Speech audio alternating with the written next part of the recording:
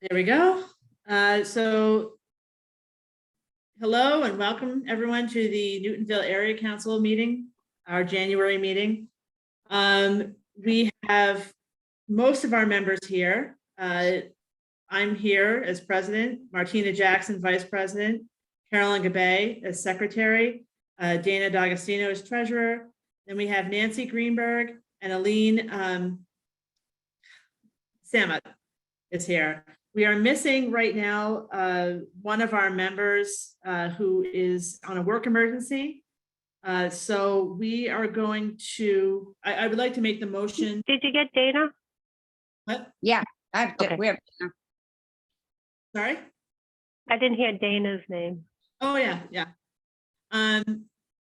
So anyway, we have on our agenda, the first item is to vote in officers for this year. I would like to make a motion to move that portion to the end of the presentation we're having today. So moved, Madam President. Break from the agenda and just have at the end when we do have Tim here who can vote and hopefully his work emergency will be done by that point. Yeah. We have more people coming in, but we're going to go ahead and start. So the second item on the agenda was a recap of the meeting that we had presented at on Monday, the 23rd. We were invited to present our views on village zoning, the village zoning overlays maps that were being presented. And we basically came up with 5 points that we wanted to discuss. Basically, we wanted to show some of the images that we have in the presentation tonight, and we were not allowed to do that. So we just made note that we had these images. We were concerned about the local businesses and the impact that this would have on them, the disruption that would cause, and really kind of placing them out of business due to the increased costs through the new developments and new spaces. We were concerned about the impacts of infrastructure and traffic that had not been studied yet, which would be affected by this new rezoning and the amount of building that would be going on. We did not get to say that because of the time status, but it was important for us. And then we also argued that we are not really truly a transit-oriented development kind of village. We do have the commuter rail, but it doesn't really come by as much as it used to. The buses have been curtailed. We've not grown the green line like other villages, and we just have kind of a mess up here with public transportation. We also wanted to put on record that we felt like when the planning department and zoning and planning tell us that they're just going to zone it and that no one's going to build out that much, that we believe that that's not true, that eventually all of this will get zoned and it will get built out to the maximum zoning that is allowed, because that is what a developer is going to do. They, basically, they're not going to leave any money on the table or any meat on the bone. They're gonna take everything. So we just wanted to bring up those 5 points. We did have our 4 minutes to talk. It was a very, very quick 4 minutes, unfortunately, which we had longer, but everyone had 4 minutes. There was also, I want to say, 6 other groups representing Newtonville, if anyone, I think that's right, who all basically had very similar concerns to ours. Again, it's not that we're opposed to fixing the zoning, it's that we just caution the amount of upzoning that's happening as a BC3 up and down Walnut Street and Washington Street. And we have to be careful that we're not overbuilding this area. So we have been, I think, talking about this for 4 or 5 meetings now. It's, I think we started in the summer where we were encouraging people to go fill out the survey and get their message heard. We introduced it when it came out originally and sent the maps out so that everyone could see. And then we had several presentations of people coming in to talk about their concerns and what they saw happening at their village centers. So to that end, I think it was 2 meetings ago, we voted to appropriate money to get renderings created that would illustrate the effect of this new zoning overlay, because we requested multiple times to the planning department to have it done, and we were told that they would not be doing it. I understand that it is possibly coming now, but we still have not seen that. So we're kind of making all these decisions and not really understanding what could be coming.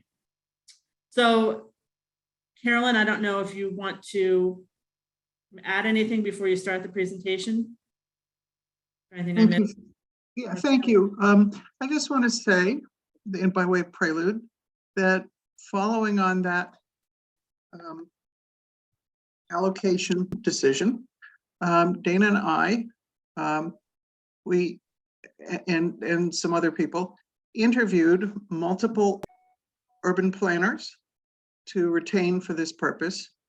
And we also investigated modeling software to see if we could get a license for it and do it ourselves, recognizing our competency limits with GIS data, etc. We elected to retain one of the professional urban planners and have his company prepare the modeling information that you're about to see. We went through several different iterations to make sure that we were covering the territory of our village center and the proposal.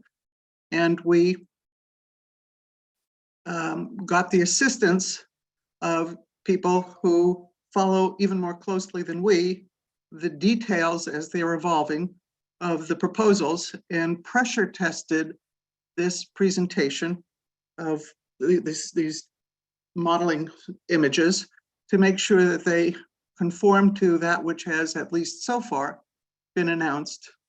We know it's an evolving process, but as of today, we believe that these are accurate, with one coda that I will explain as we get to that slide, and we will own upfront that inaccuracy of the work that has been done here by the urban planner. Okay. You want me to go ahead and share? I would like that. Okay. And Jennifer and I will, in tandem, walk you through the product. Hold on one moment.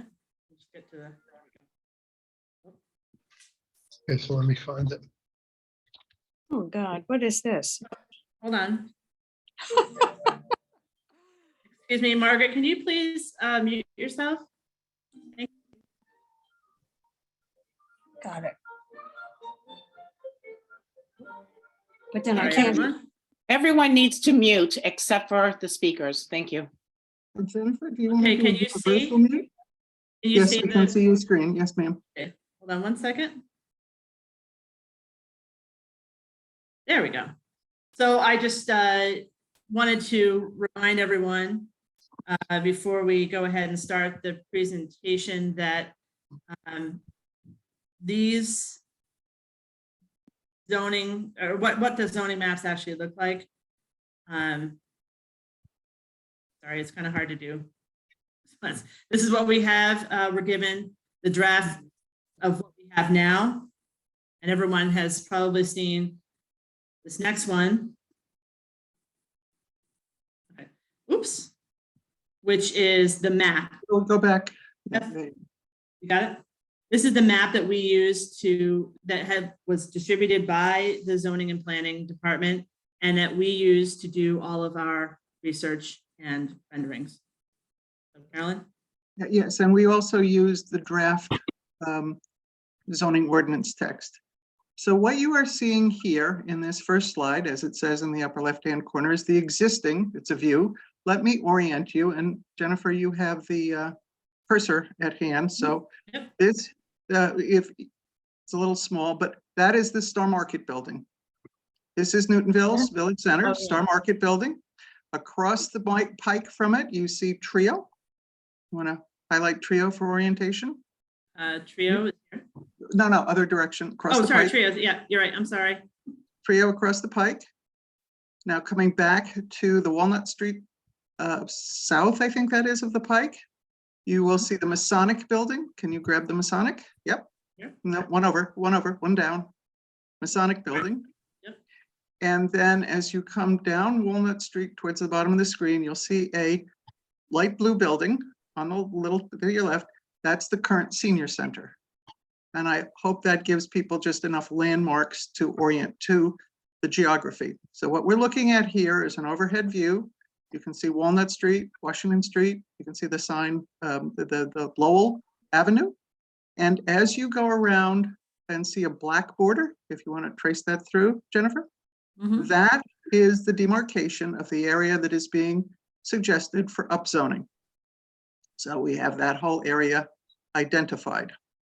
Now, talking a little bit about the colors that we see here, if you look just a little bit down from where your cursor is, Jennifer, you'll see in Lowell Avenue, the existing green grass space that we have. And that green is green grass. You'll see greens later, but they will not be green grass. That's because the zoning maps articulated lines for zoning areas using a color code that included green. So I want to keep coming back and explaining that we're not looking at green space, we're not looking at lawns, we're looking just at the zoning demarcation. So this is the current zoning. And if you want to move to the next slide, Coming. you want to advance it? Actually, Yeah, quite. there we go. Okay. Just slow. Hi, Councilor Baker. Hello. there. You didn't miss much. We just showed the existing zoning lines.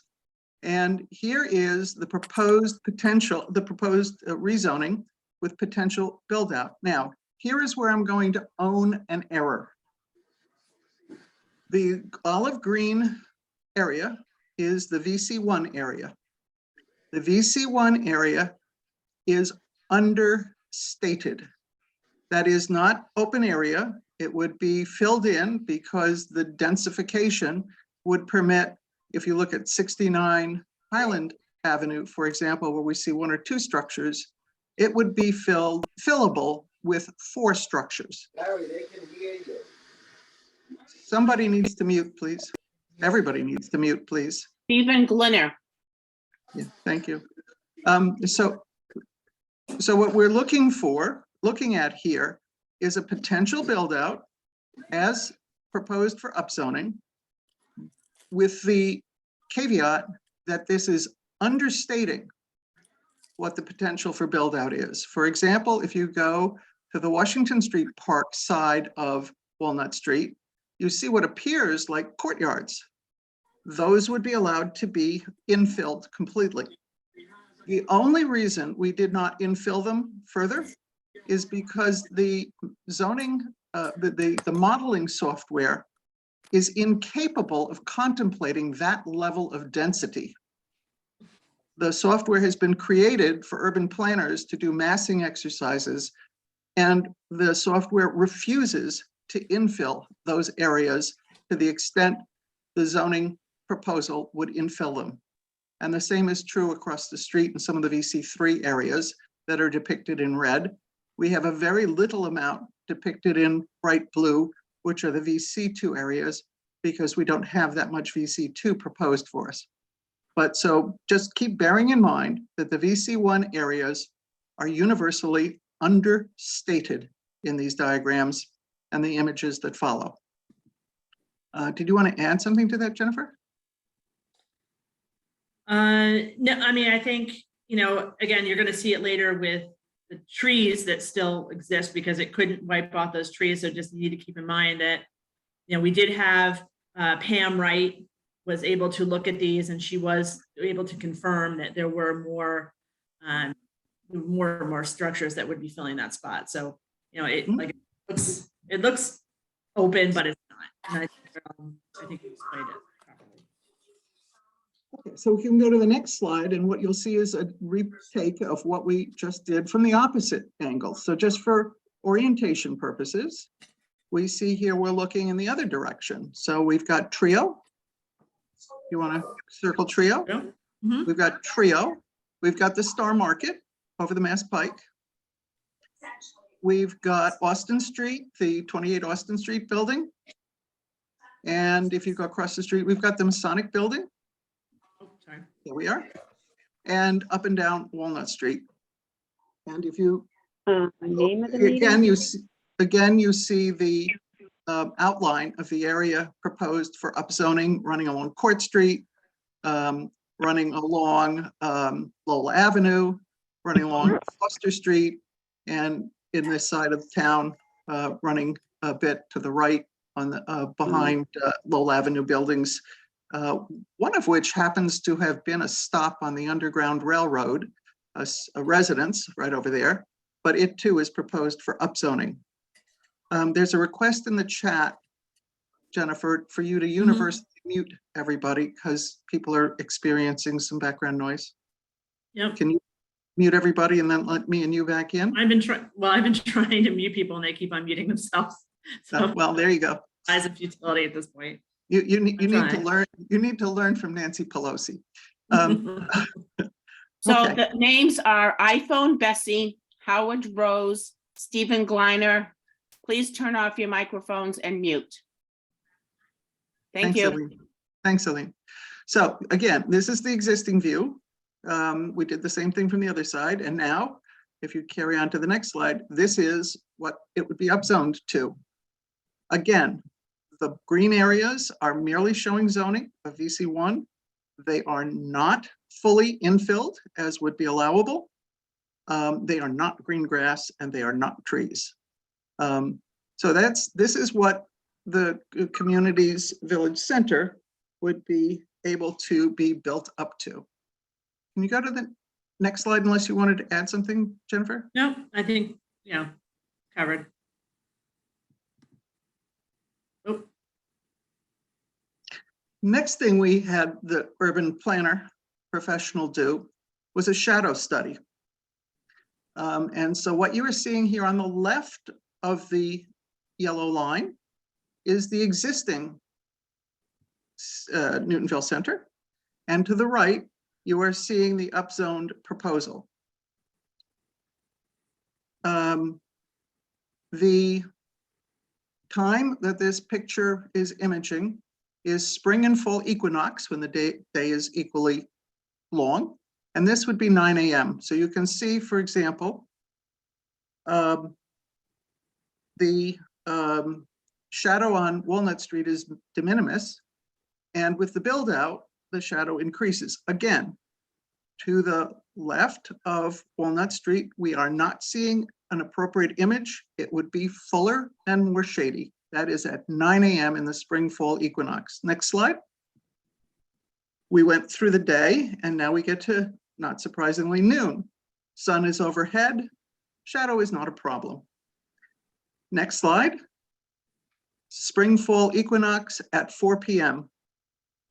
Walnut Street and the current situation has some shadow, but I'm going to ask you to increase the magnification just a little bit, if you can, so that people can see that by 9 a.m., I'm sorry, this is 4 p.m. If we go to us, Walnut Street is engulfed in shadow.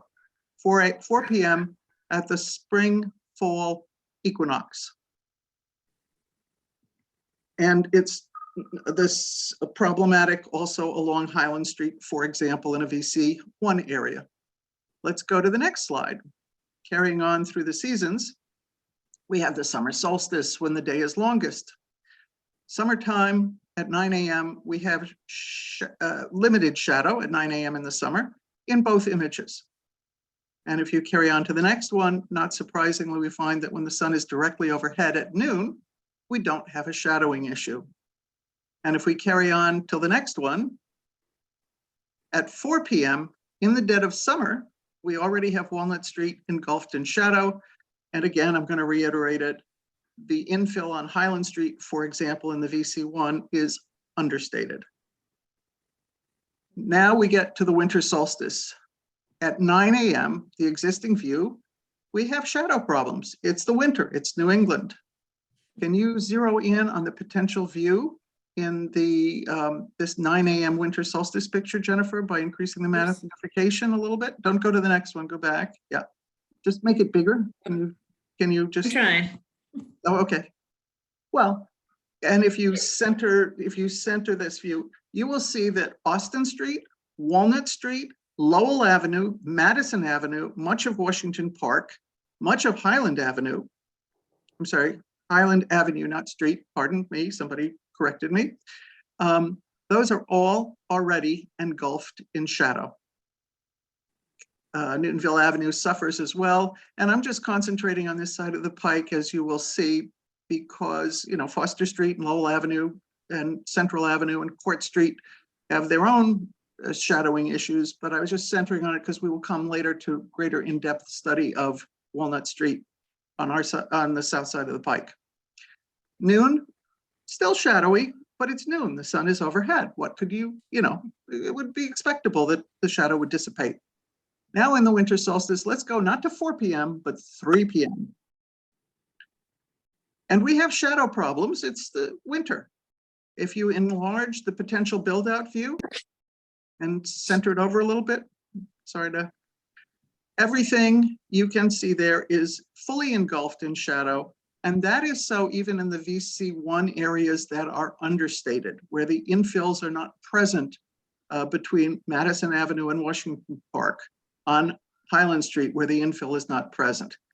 But Walnut Street, Austin Street, Newtonville Avenue, Madison Avenue, Washington Park, all totally engulfed in shadow by 3 p.m. and surrounding areas too. Same problem on the other side of the pike for Court Street, Foster Street, sections of Lowell Avenue. Yeah, we can go to the next image just to move it along. The next image, you'll see both views, looking north, looking south. Why don't we start with the comparative views existing over to the left upper top corner, just to give people an orientation, because it's, you know, that's the Masonic building, just to orient, and we know where the Star Market is, and we know where 28 Austin is. And across the way, this one was taken when Trio was under construction. Now, on the right, what you will see is the program threw in what they call massing structures to see what the build-out would look like. And again, we need to own this inaccuracy. Like at Highland Street, those trees, not even just because of construction teardowns of destruction of mature trees, but because there would be the ability to have by right buildings in there. These images are showing trees where trees would be gone and are not showing the full infill of buildings. And the lower images do the same thing, viewing from the opposite direction. Can we go to the next then, I think?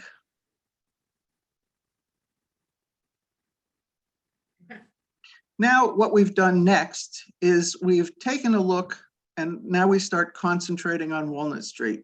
So these are the people who are against the zoning Oh, stuff, and they're excuse showing me. like what it would. Hello, can you please mute? Can you please mute your comments? Donna Lynn Khan, thank you. Thank you, Donna. So here we are looking at the Walnut Street area, commercial area. As you'll see, the Masonic building on the left, iconic, obvious. Little less obvious here is that this image was taken at a time when the Walnut Street enhancements, which have been very successful, kudos to the city, which spent a lot of time with a lot of citizen input, you know, creating an activated area along Walnut Street where people come to socialize, where the students come out for their lunchtime, where people sit. This is in process of that. You don't see the red sidewalk place yet, a street crossing place yet. So you can see that this is not quite finished, but you see the rearrangement of Walnut Street where it was narrowed by the bump outs and the parking rearrangement. You see the CVS, which is now vacant, but actually that vacancy is one of only 3 vacancies in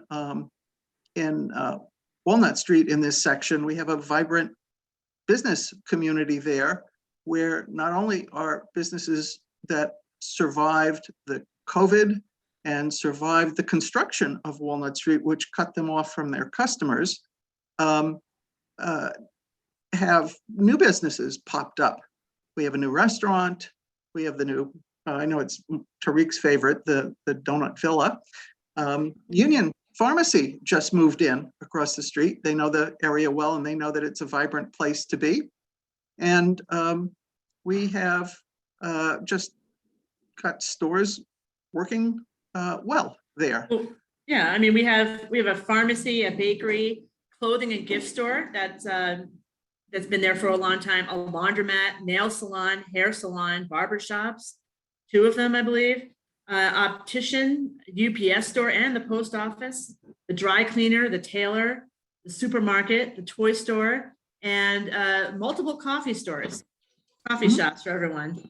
Yep. And you know, it's really, we're really thriving.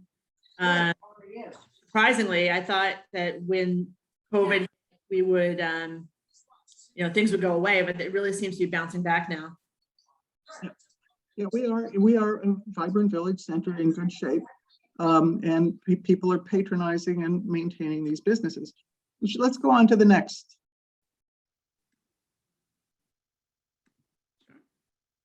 Ready for the next? Yep, I'm Here we trying. go. Now, this is what is zoned for that area, and let's go on to that in more detail. So what you're seeing here, whoops, Oh, don't wait, go. sorry. All right.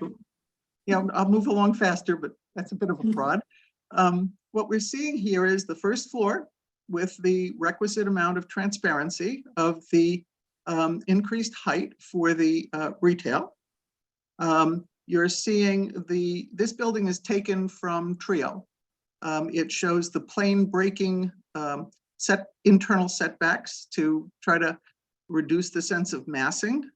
This building is a by right structure. It conforms to the allowance.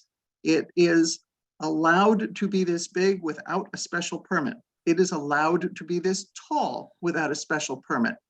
The top floor is set back as the setback requirements would be for a so-called 4.5 story building.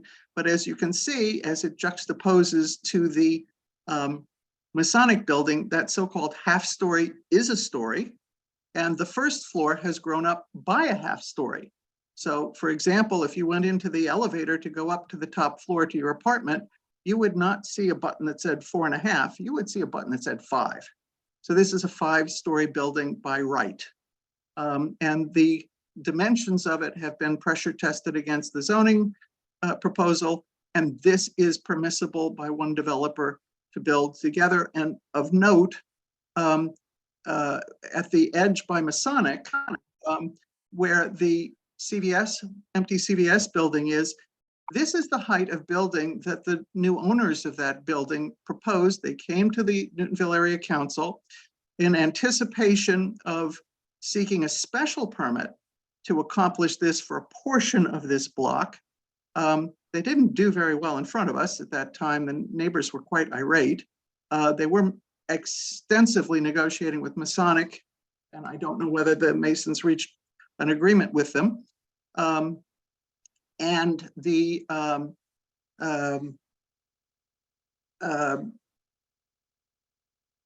proposal has sort of, I'm going to say, gone. It's been put on the time pause. being.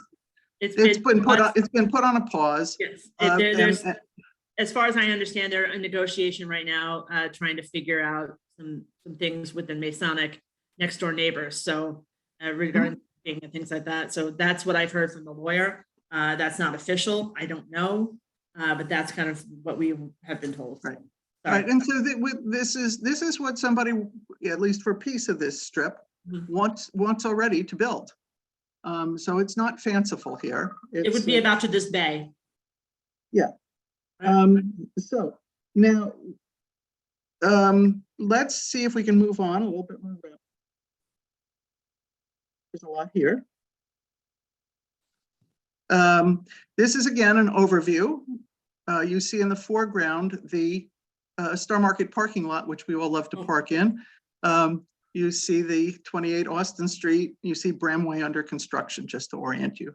That's the world. Down to the right-hand edge is the senior center, which itself, we didn't address it in this photo montage, that itself will be built up into a multi-story building. Can we continue on? So there's the building we just talked about that's permissible by right as a single building. Can we continue on? That is also a building that is permissible by right under the proposed zoning. We measured up. Yes. Sorry, I just want to say we decided to build it out this way and give you pieces because we understand that, you know, no one's going to come in tomorrow, buy everything up and develop it right away. So this is to kind of show you a progression. It may not go in this order, it may be all over, but this is kind of what the perception would be if a developer took interest and started developing the area. Sorry. Yeah, no, this is quite right. This is what we do. We're doing it build out by build out, whether this takes 1 year, 5 years, 10 years. That is, you know, to be seen. The speculation is that it will not necessarily be built out all at once or particularly quickly, but there you have it. Carry on to the next. That too would be permitted by right. So that would be one side of the block. If we carry on again, the senior center, by the way, to be New Cal is not addressed here. This is another building because the parking lot for the Star Market has been proposed for VC3 zoning. What Star Market would have to do would be sell that part of its property, and then a developer would no doubt give them parking rights. And this is the building that a model of what could be built there too. Carrying on to the next group that at some point somebody could purchase and build. That is what the zoning proposal would be for that spot.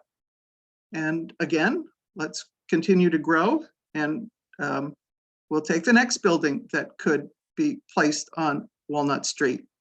And again, we see yet more as we carry on down to the corner. So that is the way the property is zoned or to be zoned.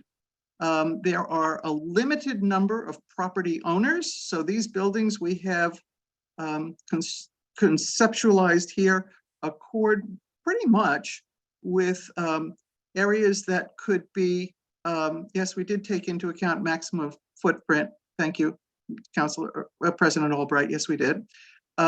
And square footage and setback requirements. So this is pretty much what could be built by right.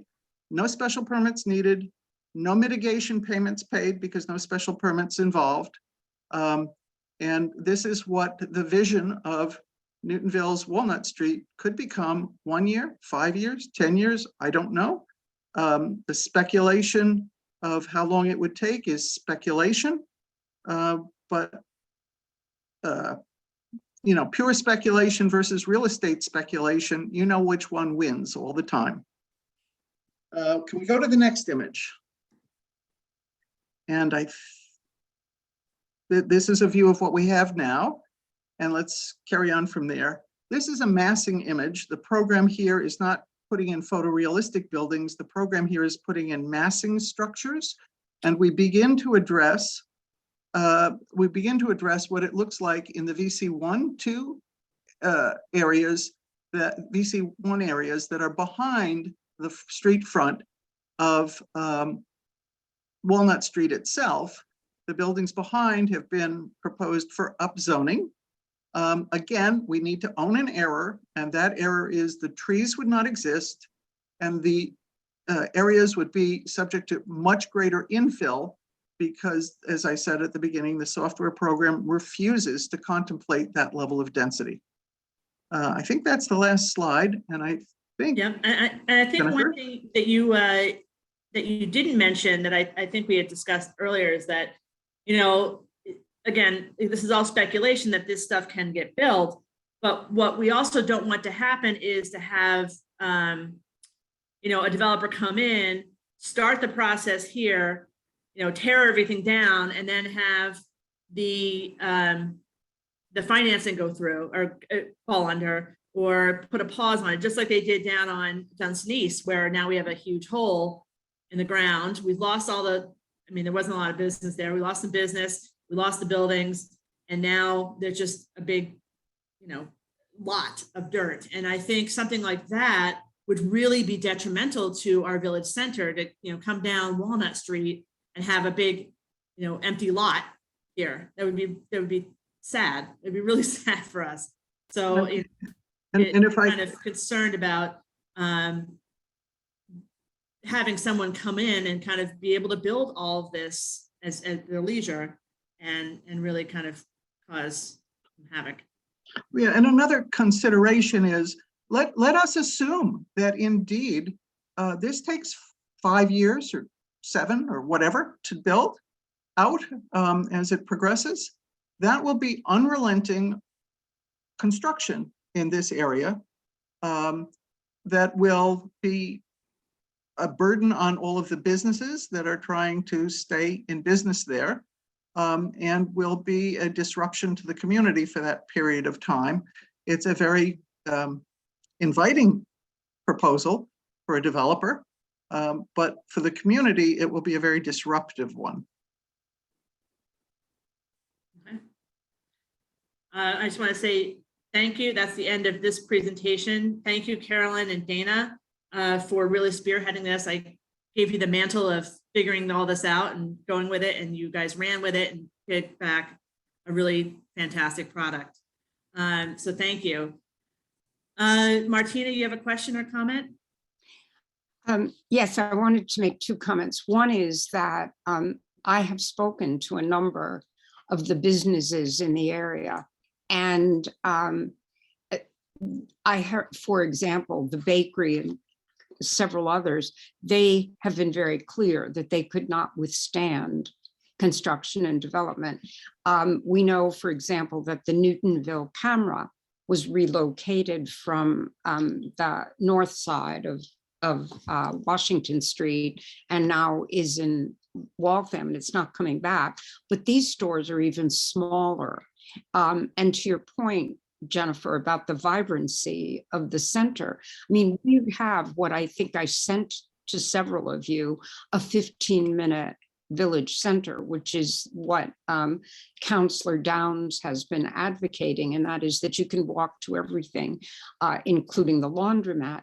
It's just to understand, if you think about how these businesses could not survive, what would survive are the 8 banks or 7 banks, because the Chase isn't there yet. But that's something that is really important to consider. I was part of the earlier phase of this, and now that I see it in its full development, it really does drive home what we're looking at, and especially the idea that we would take a vibrant, really a 15-minute walk village center and harm it. And that is very much of concern to all of us.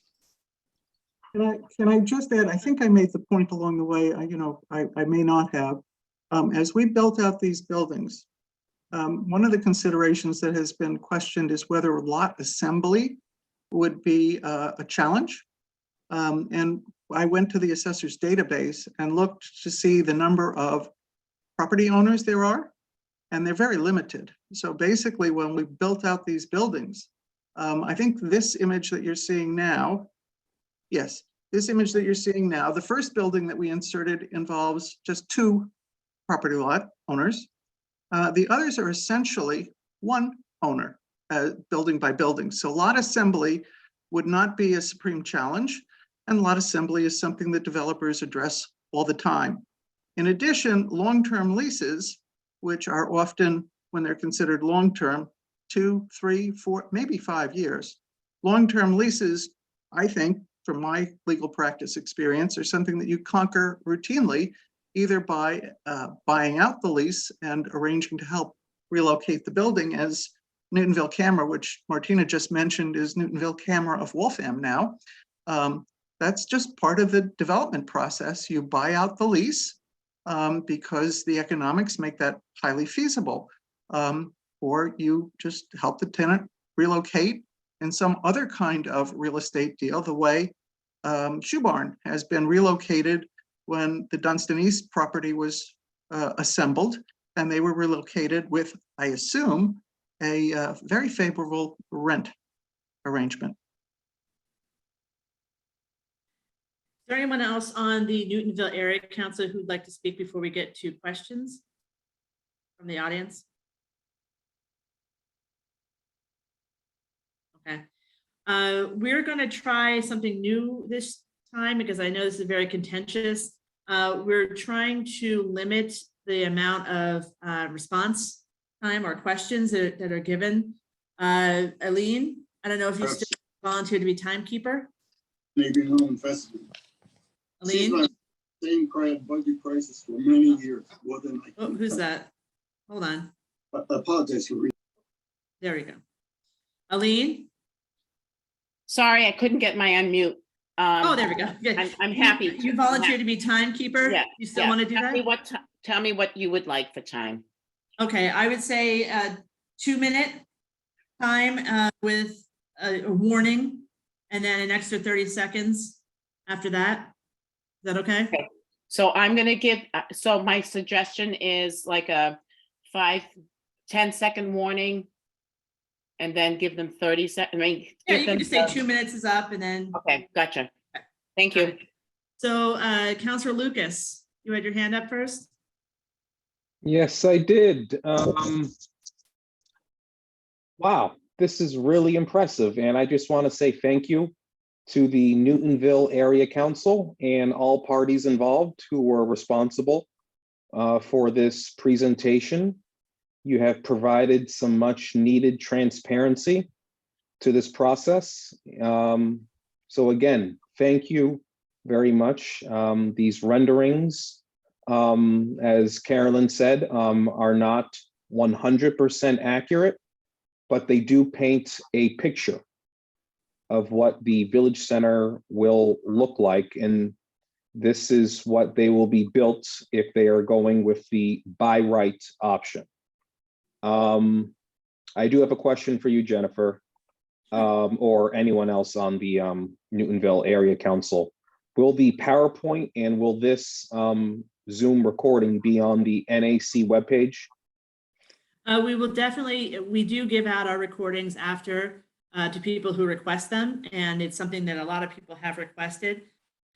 We can also share the PowerPoint so that people can see. I think it's very important for this to go out. In addition, we are going to send it to the Zoning and Planning Committee as our testimony for the January 23rd meeting. So this is, we were talking to them, we have our notes and we have an appendix, but we wanted to give this to you guys first so everyone could see it and then turn it over to them after we get responses. So Okay. it will be available and I will try to make sure people see it. And, you know, counselor, if you have it. You don't have to stay, but you got the message. So I'll recommend that if you can try to get it on your webpage and direct people to your webpage. That way there's a URL associated with the PowerPoint. That's all. Yes. So Yep. other than that, thank you again. And I'm all set. Thank you. Okay, President. Albright, you Nice have- job. He did it on 2 minutes. Good job, Tariq. Oh, and wait, one more thing. Donut Villa, I've only been there once, Carolyn, so it's not my favorite one. So I just want to put that out there to everyone. Counselor Lucas has no favorites. He loves all of Newtonville. President Albright, you have a question or comment? Yeah, thanks very much. So I want to thank you all for the time and effort that you put into this, and not to mention the expense. So it's a great tool that we can use. I would hope that you can share this with the planning department this coming week and have them go over it with you, make sure they understand all your assumptions. I think that would help a lot. I wanted to make a comment about the vibrancy of Newtonville. I think if you compare Newtonville to many of the other villages in Newton, there is a lot more vibrancy, a lot more going on. People use it as a destination. And I think some of that, at least in large part, I think, is due to the existence of Trio and Austin Street and the new plaza and all the stores that came with that. If I recall correctly, we had huge battles over Austin Street and Trio. And a lot of folks said it was going to ruin Newtonville. And I think it has proven to do exactly the opposite. With respect to VC1, I think you know that we're making lots of changes to VC1. So it'd be great to do this as VC1 changes, to do this again and see what happens, because we really want VC2 to focus on adaptive reuse of existing houses. So I think we realized that VC1 was a bit of a problem. With respect to parking, we don't really know what's going on with respect to parking. I know that the CVS building, I went to a lot of meetings. The issue was they can't do underground parking over there because they don't want to disturb the Masonic building. So underground, we don't know what your assumptions are with parking, and it would be great to have that conversation. You know, overall, it's a great first cut, and thanks for putting all the time into it. It's really, really, really important that the assumptions be understood and studied with the planning department, and I hope that will happen next week. You know, I question whether all of this work could be done without a special permit, especially some of the larger buildings, because you're combining lots and it's a large footprint. So lots of stuff to study here. Yeah, well, we were very careful. We know, that we've seen other presentations that have been almost torn apart, based on someone making an assumption that didn't quite fit in with what the planning department had said and what they issued. So we were very careful. Like I said, we had a certified urban planner help us out with this. And of course, they weren't, they're not immersed in our specific zoning issues, but they are very competent and know zoning and know how all the technology and terminology that goes along with that. We did make sure to really, again, without the VC1, we made sure to really concentrate on the VC3 in this situation and kind of really make sure that we didn't have that many holes. There may be something that's not exactly accurate, but it's as close as we could get, with all of our time and effort put towards it. I think in terms of consolidating parcels, this one right here is the most difficult. This has 3 owners. I believe, Carolyn. Which one are we talking? This one right in front with the Citizens Bank, Bank of America, and then the little Starbucks. I think that's the most complicated. Bank of America owns its own building. Mm-hmm. The property at 303 Walnut Street has 4 listed, but a master deed. 2 of the 4 listed are the same, and one other. So it looks like it's just a master deed. It's just at most 4 owners, and it's that's just a matter of property assembly. Yeah, but everything else is kind of, we carefully went through the records to see how we could assemble these parcels, and it's not out of the ordinary to think that this would happen. I think also this is another one that is a speculative one. Star Market, if they may not want to sell or they may not be interested, but we did go over it with Councilor Wright to make sure that our assumptions. I know she's very well versed in what's going on, and she knows zoning inside and out, and we kind of trusted her to look at it, look at our assumptions, look at our suppositions, and make sure we were on mark. And she came back with a couple of suggestions, and we, and told us she's the one who mentioned about the VC1 and how much space there was. So it's, And can I clarify about the Star Market parking lot? sure. Somebody put into the chat, and I apologize, I can't keep going back and forth between the chat and the people and the this, but I did want to respond to that one, and I did in the chat. But what we've done here is, because the Star Market parking lot area, Star Market parcel is 90,000 square feet as a whole. The way that would be addressed would be a very simple two-step real estate transaction that really happens all the time, which is you subdivide the parcel. And what you see here, you see these two cars here. This is the portion of the, you can't use my cursor, sorry. Here. This is the portion of the Star Market parking lot about which you would stop your subdivision. You would parcel off under 30,000 square feet of the, somebody just says it looks like it covers more than half the lot. It does not.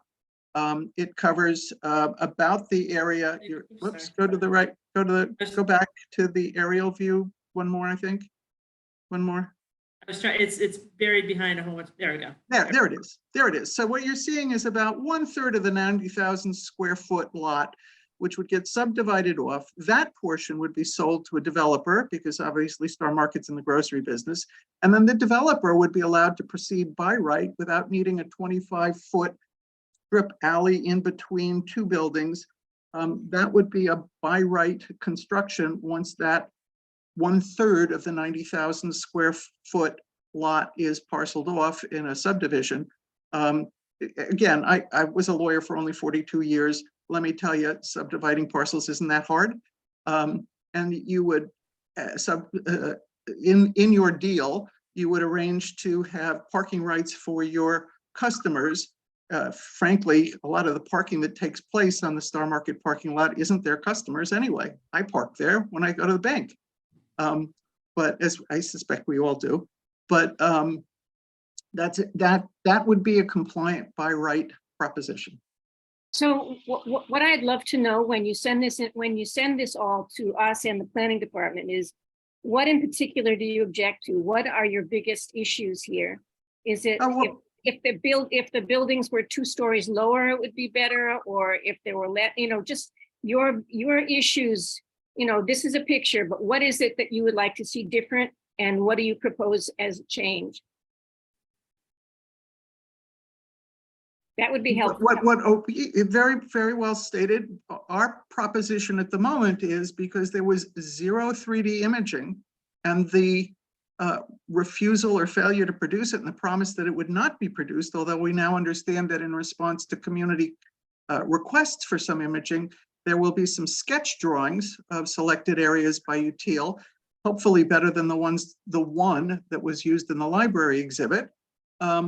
But our quest here was to simply image and show what is currently proposed. I hope the proposals moderate, but anyway, I'm sorry to take too much time. I know that you wanted to move along to other people. May I just make one more request, and that is that I know that we've had extremely fruitful discussions with Ward 1, for example, where they actually said, if you do this over here and that over there and this over here, we would like it much better. And if you could manage to come up with those kinds of requests and have conversation with us about that, that would be extremely helpful. Thank you. Peter Bruce, you have 2 minutes. Yes, Susan, I'd like us to stick to the Washington Street Vision Plan and go back to having this particular area on Walnut Street be zoned as it was recommended in the vision plan. Keep it at what they called low heights, which means no more than 4 stories. That would disincentivize a lot of this overly large development. So stick to the Washington Street Vision Plan. In fact, I'd like to know if you will promise to do that for us, to advocate for that. Low heights, 4 stories, no more. And as for the VC1 areas, they go too far down. As Alan Schlesinger, the real estate lawyer, said, don't let them go down as far as they are so far on Madison Court, Washington Park and others. As for Trio being a benefit, well, if you like 2-bedroom apartments with a median rent of $5,100, people need $200,000 to pay for that. That's $75,000 more than our median income. You're gentrifying this place like crazy. Who are you welcoming? The Rockefellers, Lululemon? I mean, this is ridiculous. And I'd like you to commit, Susan, to advocating for what we advocated for in the Washington Street Vision Plan. And also, traffic, the transit-oriented development, that's not working at Trio. Nobody used that. That's why you had to divert the funds to the to NUMO, which is just going to produce more traffic and more pollution and so forth. So the Washington Street Vision Plan said that you would monitor all these kinds of metrics, but you're not doing that. We're doing it, and it's not working. So stop trying to deceive us. Thank you. So can I just say that I think that Tariq and myself and Emily at our meeting that we had with the planning department, I believe, Tariq, you can correct me if I'm wrong, but I believe we said that the maximum on Walnut Street should be VC2, and all three of us were in agreement on that. So we sort of agree with you a little bit, Peter. Okay, good. Okay. Thank you. Ellen, Yes, Susan, correct. sorry. Speak. I'm sorry, I cut you off. You were just agreeing? No, I hope No, that's- I cut Tariq off. I interrupted him. I'm sorry. No, I'm all set. Good. Okay, thank you. Thank you, Peter. Ellen, it's your turn. 2 minutes, Oh, please. Thank you. I wanted to respond to something Susan said, which is that the opposition to Trio, your description of this made it sound like Trio and Austin Street have done all this to revitalize Newtonville, and there was a lot of opposition to it, and now we've seen the wonderful outcome. I think as someone who opposed elements of Trio, it's a mischaracterization of what happened here, as you well know, which is that the concern was for the scale and massing of Trio.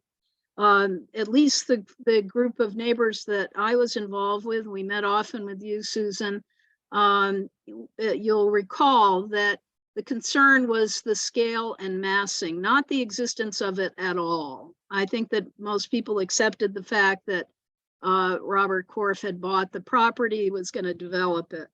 So that's one point. The other thing is, I'm wondering whether, Jennifer, you could go back to the northern Newtonville spot that shows the corner of Walnut and Foster Street as it would be built up.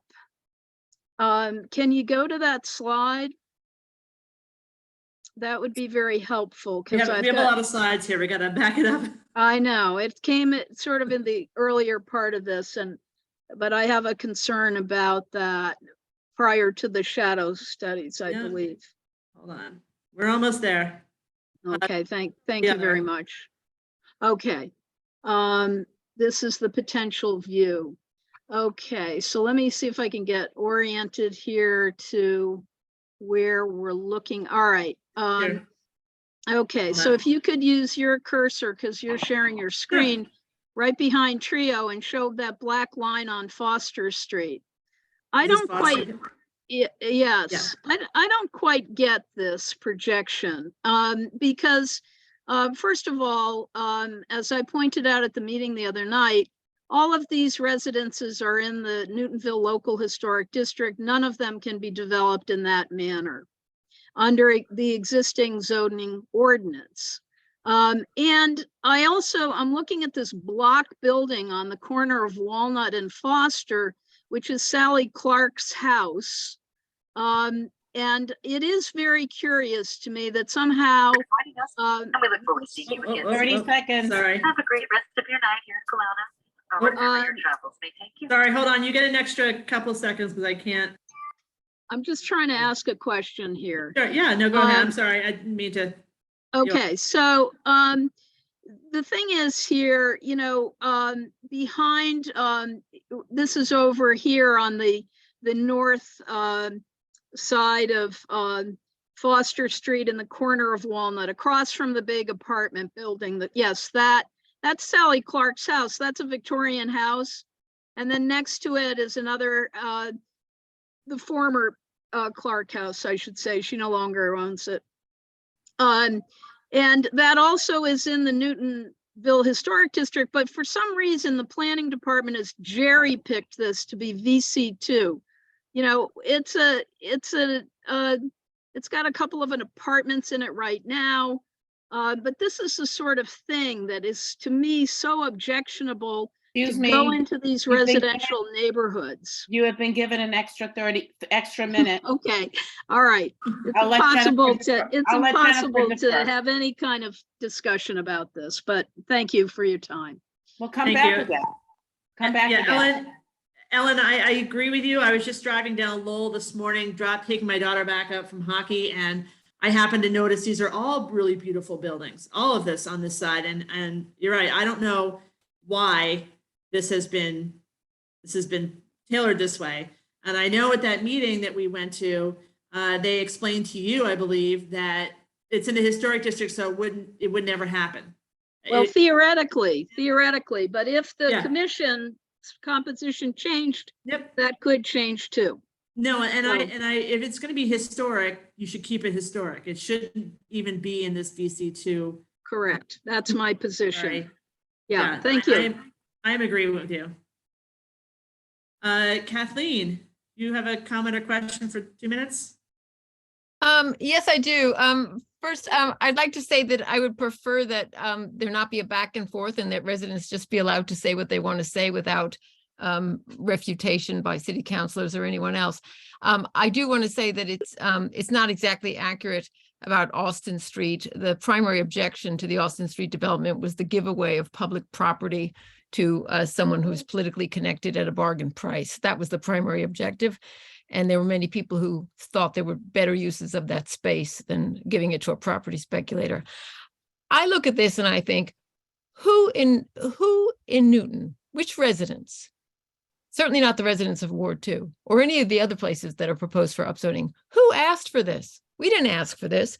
We elect a mayor and a city council to represent us and look after our interests and help us. And instead, they're trying to enact upzoning that will displace us, that will literally force us out of our homes, force small businesses out. Who asked for this? We never asked for this. I would just like to recommend to everyone listening to this that you pay attention to which city councilors vote yes on this and make sure you vote them out of office, because these people are not representing us. They are representing very well-heeled developers. This is a gift to developers. This isn't about affordable housing. It isn't about the planet. It isn't about social justice. It's about making some very wealthy people even more wealthy. They look at Newton and they just see a place where they can make money, and we're in the way. Don't fall for this and pay attention to the people who are pushing this. It's not for us. It's for their friends. Thank you. Thank you, Kathleen. Anne, you have 2 minutes. Hi, I'm just trying to get myself unmuted and on video. Can you see me and hear me, I guess? We can hear you, but you're a black box. Oh, I know why. I have my special tool there. Thank you. Now we can see you. All Go right, I right live ahead. on 33 Madison Avenue. I have been involved in all of this zoning and upscaling and development for years. I've been here for over 20 years. I get very upset when people say you only have 2 minutes to speak. It used to be 3 minutes when I first moved to Newton. We had public comment. Now it's 2 minutes. I don't know why. I've been asking for years why that is. I think people like me and other residents should have 4 to 5 minutes. I don't feel that that's appropriate, but that's another time, another discussion. I agree that Newtonville has gotten much more vibrant again because COVID is waning, but that doesn't mean we're out of the woods. It's because the high schoolers are back. The parents are coming back out. The people have new places to go to. The Newtonville Area Council made this nice place happen. It wasn't because of Trio and Austin Street. I have to now drive to CVS when I want to go there, and that creates more traffic and problems. I loved you being able to walk to my CVS. Anyway, that's no big deal. This is not something I want for my community. I would like more affordable housing. I would like townhomes people could buy at lower rates so we could have people of color and people who are poor and people who are homeless and people who don't live in Newton move to Newton. I am tired of giving out, checks to developers so that they can have all of these beautiful wonderful buildings. Yes, we have to take part in helping people find housing, but this is not the way to do it. I right now am living on Madison Avenue. A house across the street from me is a 2-family, was sold to a developer. The people who are living there now are seniors who are on fixed incomes and are getting evicted. They have no choice and they have no place to go to. It's going to be a tear down. Why don't we do something about that? That's happening all over the place. That was an affordable apartment and they're beautiful neighbors. I love them. I will miss them. And I think if the tear downs look like anything that's on Harvard Street, that's right down the street from me, those 2 new developments, redeveloped houses, they're ugly, they're disgusting, they don't have any quality, they look black and white and they're ugly. And I don't know and if that's going to go across the street for me, I'm going to be very upset. So these, you're not listening to the residents. Every single resident in Newton should have a mailing put in their bills, property tax bills, water bills, other bills, or not. If they don't have those, send a notice out to all the residents of 2 Newton minutes. to know that this is what's going on. There's no newspaper here now, so nobody knows what's going on anymore. We have to be more proactive.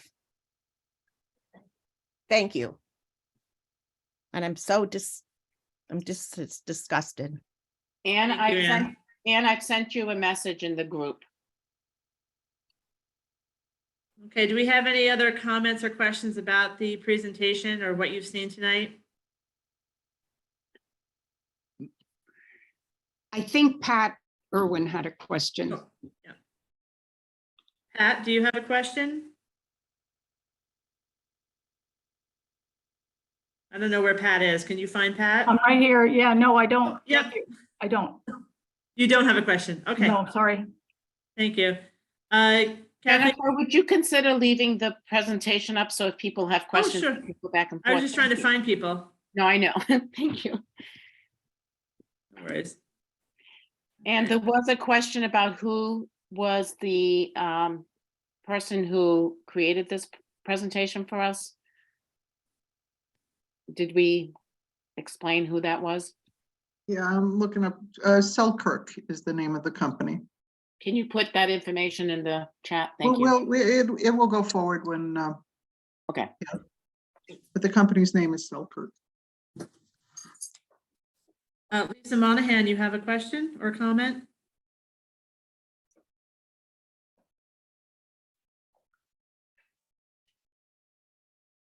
You're on mute. Yeah, no, I had asked who the urban planning firm was and what the software was. I'm curious that planning software couldn't handle 4.5-story buildings.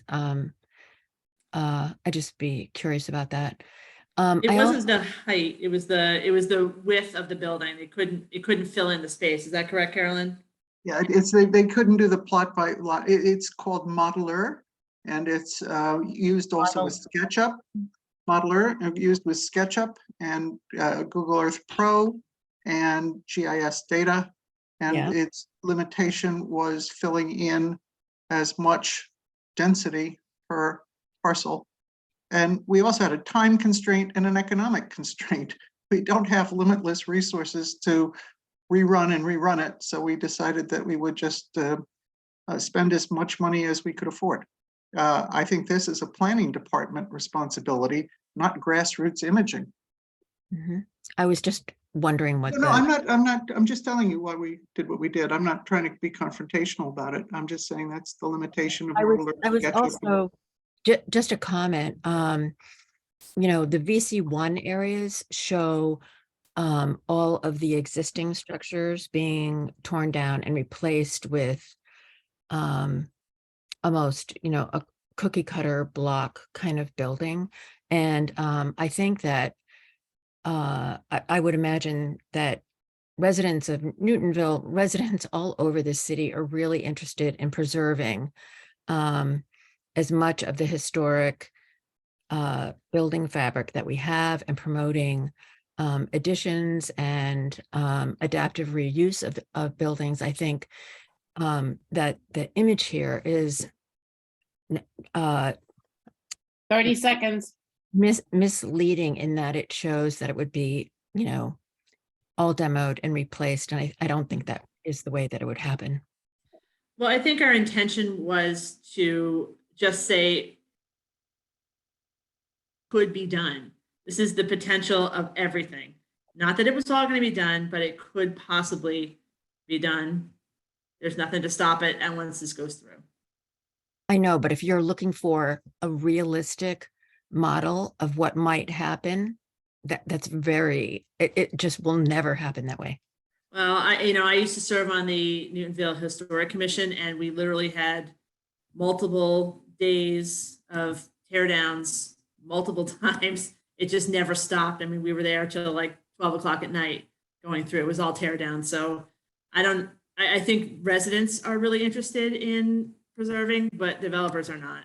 They get more money out of tearing something down. So just if you want proof of that, you can go on the Historic Commission and look at the notes. You know, can I just say, short of the Historic Commission, my house by the developer who built my house, there are 5 of them in Newton. He built it. He found it how he knew how to build them over and over again. And there are 3 in a row on Commonwealth Avenue. Mine's the only one over here. There's another one over up Commonwealth Avenue. So developers build over and over again because it's more economically attractive. There are 5 of my houses in town. Okay, thank you. Kathy Pillsbury, you have a comment or question? Yeah, thanks for doing the presentation. It was interesting. I've been kind of trying to work on images too, so that's why I've been curious about it. I guess I want to respond to a couple of points. Right now, that Newton is gentrifying because so many people want to live here and because we don't have enough homes. And it's not. Excuse me, I'm sorry, Kathy, could you speak up? It's really hard to hear you. Yeah, can you hear me better now? Yes, better, thank you. Other people need to mute, please. It's the headphones, sorry. Oh, You're all set. Okay. There's so many things to say. Well, I want to also say, based on I've been looking at whether Newtonville is a transit-oriented area. So I went and looked at the data, the census gathers about how people get to work. And there is actually a higher percentage of people in Newtonville who use transit compared to many other parts of Newton. So it actually is working out to be a transit-oriented area in Newton. And I also was struck when you talk about how walkable Newton is and how Newtonville is and how vibrant it is. And to me, those are exactly the reasons why we need to allow more people to live near Newtonville, because then they can walk and they can get out of their cars and they can walk to get many of their needs met. They can take the commuter rail, they can take the express bus. That's a lot of people take the express bus from there. So I agree. I agree that more should get built near the Green Line because that is more frequent. But I think there also should be some around the commuter rail. But I also agree that there can definitely be tweaks to what's been presented now. I think VC1 is definitely not, but there's a lot done in Newtonville, which I didn't think made sense compared to other parts of the city.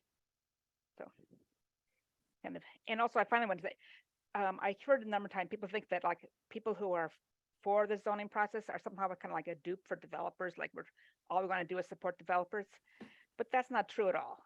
I mean, I've done a lot of my work has been in climate change, and that's the main reason I'm doing this work. It's because we need to get people out of cars and be able to live in places like Newtonville or places near the Green Line or the commuter rail.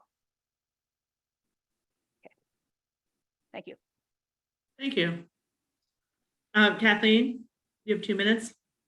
Yes, I'm really struck by the numbers of people who are challenging the work that the Newtonville Area Council has commissioned to have done, rather than asking the question, why does our planning department, with its huge budget and the hundreds of thousands of dollars that is spent on consultants, why has our planning department been unable to produce these kinds of renderings? That's the real question you should be asking. What is being done with our taxpayer money? it looks to me like most of the renderings and images and maps that they produce are about trying to convince people that this is somehow inevitable. It's an outrage. It's just an outrage. And I think it's lovely that some people think that somehow through trickle-down economics, this kind of property speculation enabling development is going to miraculously lead to somehow more deserving people living in this housing, which is mostly not affordable. It's mostly highly expensive. But they seem to ignore the fact that there are already people who live in Newton who are going to be displaced. But I guess those of us who already live in Newton don't matter. That seems to be the working assumption. This is an outrage. And again, I urge everyone here to pay attention to which city councilors are supporting it and to make sure you vote against them next chance you get. Thanks. Thank you, Kathleen. Simon, you have 2 minutes. Well, I think Kathleen just stole my thunder. But anyhow, Taffy Pillsbury, you just mentioned about some statistics for people in Newtonville and commuting habits. One would hope you'd be willing to share that data with everybody else too, so everybody else can have a look at that. I mean, are you willing? And secondly, this is for President Albright. I mean, it's appalling that Newtonville Area Council should have to pay for this to happen. Will you commit to doing similar imagery for the rest of the villages that were affected by this zoning redesign? And I think I'll leave it at that. Thank you. You are all behaving so well. I'm being good. Scott, you have a comment or question? 2 minutes? Yes, thank you. I joined late, but I know that I've noticed these buildings have been placed here, and I'm curious about the assumptions because, for instance, the building in the foreground, not the one on Star Market, but the one where Starbucks is and where Bank of America is, that's actually 3 different parcels. And I understood that the buildings would each have at least a 10-foot setback. So that would I thought would have been 3 buildings, for instance, and then across the street next to the Masonic Temple building, that too, there's 2 different owners there, so that would be 2 buildings. So I'm just wondering if there were some assumptions made about this, and obviously there are no residents on these blocks, so there would be no displacement. I do own 28 Austin Street. Of course, I guess all things being equal, don't want any more competition, so I'd be opposed to it, but I think that more housing is probably a good thing in Newton generally. So I'm curious about the accuracy of these renderings. Thank you. Can I respond to that? Yeah, I was going to say. Okay. So there's two, looking at the first building we inserted, there are 2 owners involved there. So parcel assembly is not overwhelmingly hard. I concern myself with business displacement, particularly because some of these family-run, family-owned businesses bring diversity to our community, such as the Thai restaurant, which is family-run, family-owned. And you asked a question about the parcel where Jennifer is now. Yes, that's 3 different.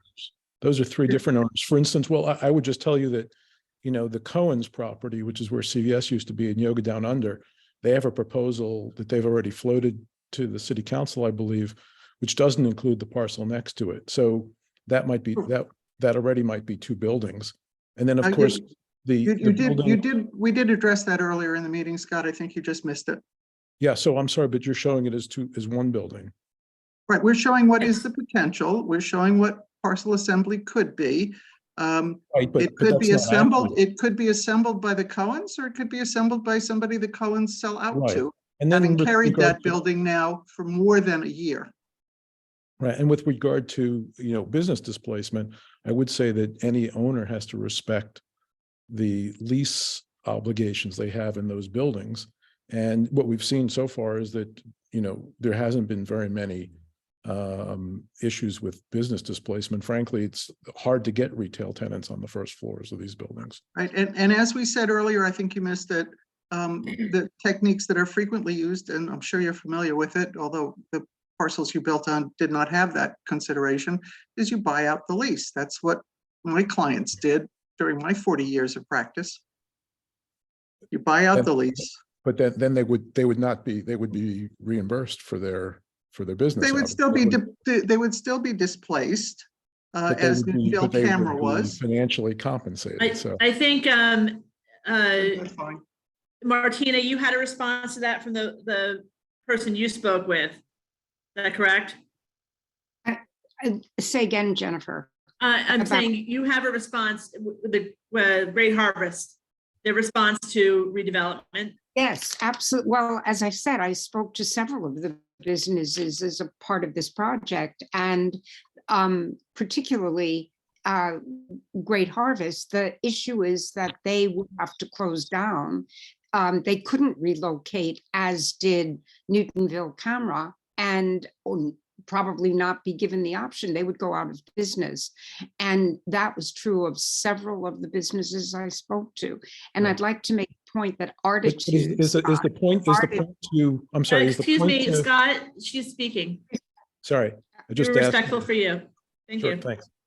Artitudes in West Newton just went out of business. It was an original store, locally owned, a really marvelous destination, but they knew that they couldn't stay in business given what was coming and the removal of parking places and the reorganization of the traffic. That's a good example of an original store, part of what should have been a destination store. It's gone out of business. Thank you, Jennifer. Wasn't forced out of business. So, I mean, there's a life of business. Mr. Oran, please watch the recording. I'm just responding. She answered my question. I'm just trying to say that businesses, we can't enforce them to stay in business. They go out of business all the time, and we can't force our districts to always stay the same forever. There'll be a life and a life cycle. Thank you. Thank you. Peter Bruce, you have a question or comment? You have 2 minutes. Yeah, I'd just like to reply to Kathy Pillsbury. She did a map of transit usage in Newton, and actually people that live around the Green Line are twice as likely to use that as people who use the commuter rail are likely to use it. That's on her own map by her own data. It is true, a lot of people commute around here, and that's a good thing. We have a lot of renters and so forth. But at Trio, they set aside $300,000, Trio did, Robert Korf did, for the city to subsidize free rail passes for people. And after 2 years, only 1% of those passes were used. So people just weren't using the transit. It's true that Trio has a lot of empty nesters. It's mostly empty nesters and a lot of retired people. It's a good place for older people and other people to live. It provided needed housing perhaps, but it didn't have to be near transit. And all the benefits that the Green Lobby thought that were going to come out of it didn't happen. I wish they would, but if we're going to have real transit-oriented development, genuine TOD, let's put it on the Green Line where it belongs. Let's maybe put it on some golf courses over in Waban or in Auburndale. And instead of TOD, I think maybe it should be TOAD. These are toads. If it's transit-oriented assumed development, it's a toad, not a Todd. We need Todds. Thanks. Nice job.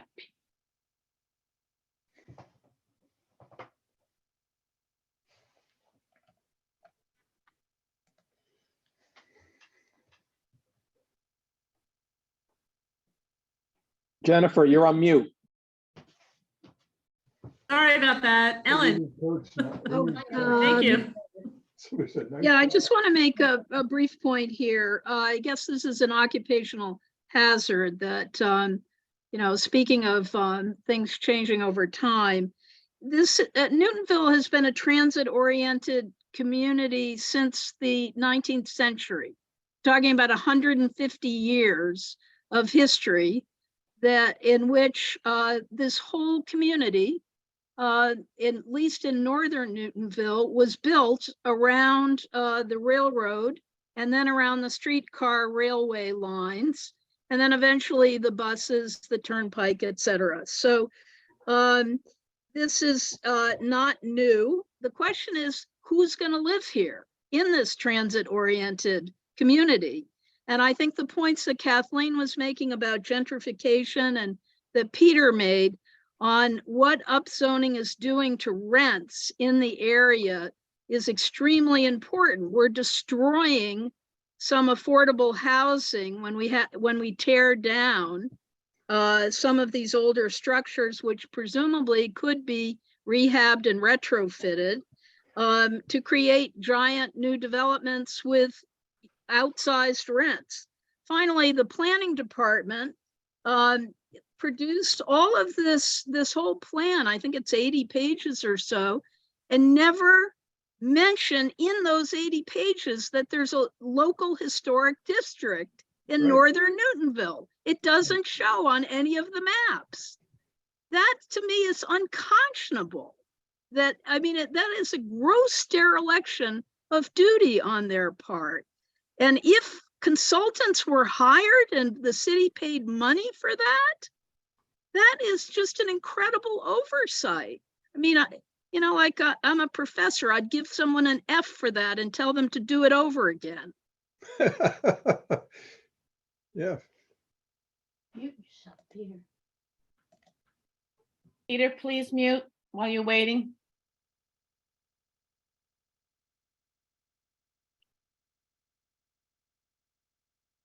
Jennifer, you muted. Sorry, I'm muted again. Mary Lee. Thank you, Ellen. Mary Lee, you have 2 minutes. Thanks, Jennifer. I don't need 2 minutes. I just want to respond to Scott Oren's comments about what sounded like a fairly flippant disregard for businesses that would be displaced. He commented that no residents would be displaced, so why do we care? Well, businesses will be displaced, and yes, they may get compensated in some way, but the community loses when businesses get displaced. We don't get compensated. We like the community feel of our village centers and the small businesses. So I just found that comment a bit tone deaf. And I also would encourage him to show up on time so we don't have to recover issues that have already been addressed. He can watch the video. Thank you. Thank you, Mary Lee. President Albright, 2 minutes. Thank you, Jennifer. 2 comments. One is part of the reason why rents are so high, probably the primary reason why rents are so high, is because we are 200,000 some odd units of housing shy in our area. This is why Governor Baker put such an emphasis on housing, and this is why in Governor Healy's first address, she made an emphasis on housing. So I think we have to recognize that until supply comes up, we will have high prices, and we need that supply to happen. The second thing is about the transit, and I'm asking for your help. You know, the MBTA is in the process of designing the 3 stations along the Worcester line, and the state has put up $85 million, which is half of the cost of the redesign. They put through a bond bill. And if you could work with us in writing to the right people, and we can talk about who that is. We need to find the other 85 million, either from the state or from the federal government. But MBTA has to help us with that request. So in order to make this transit really, really work well, we need your help. That's my request.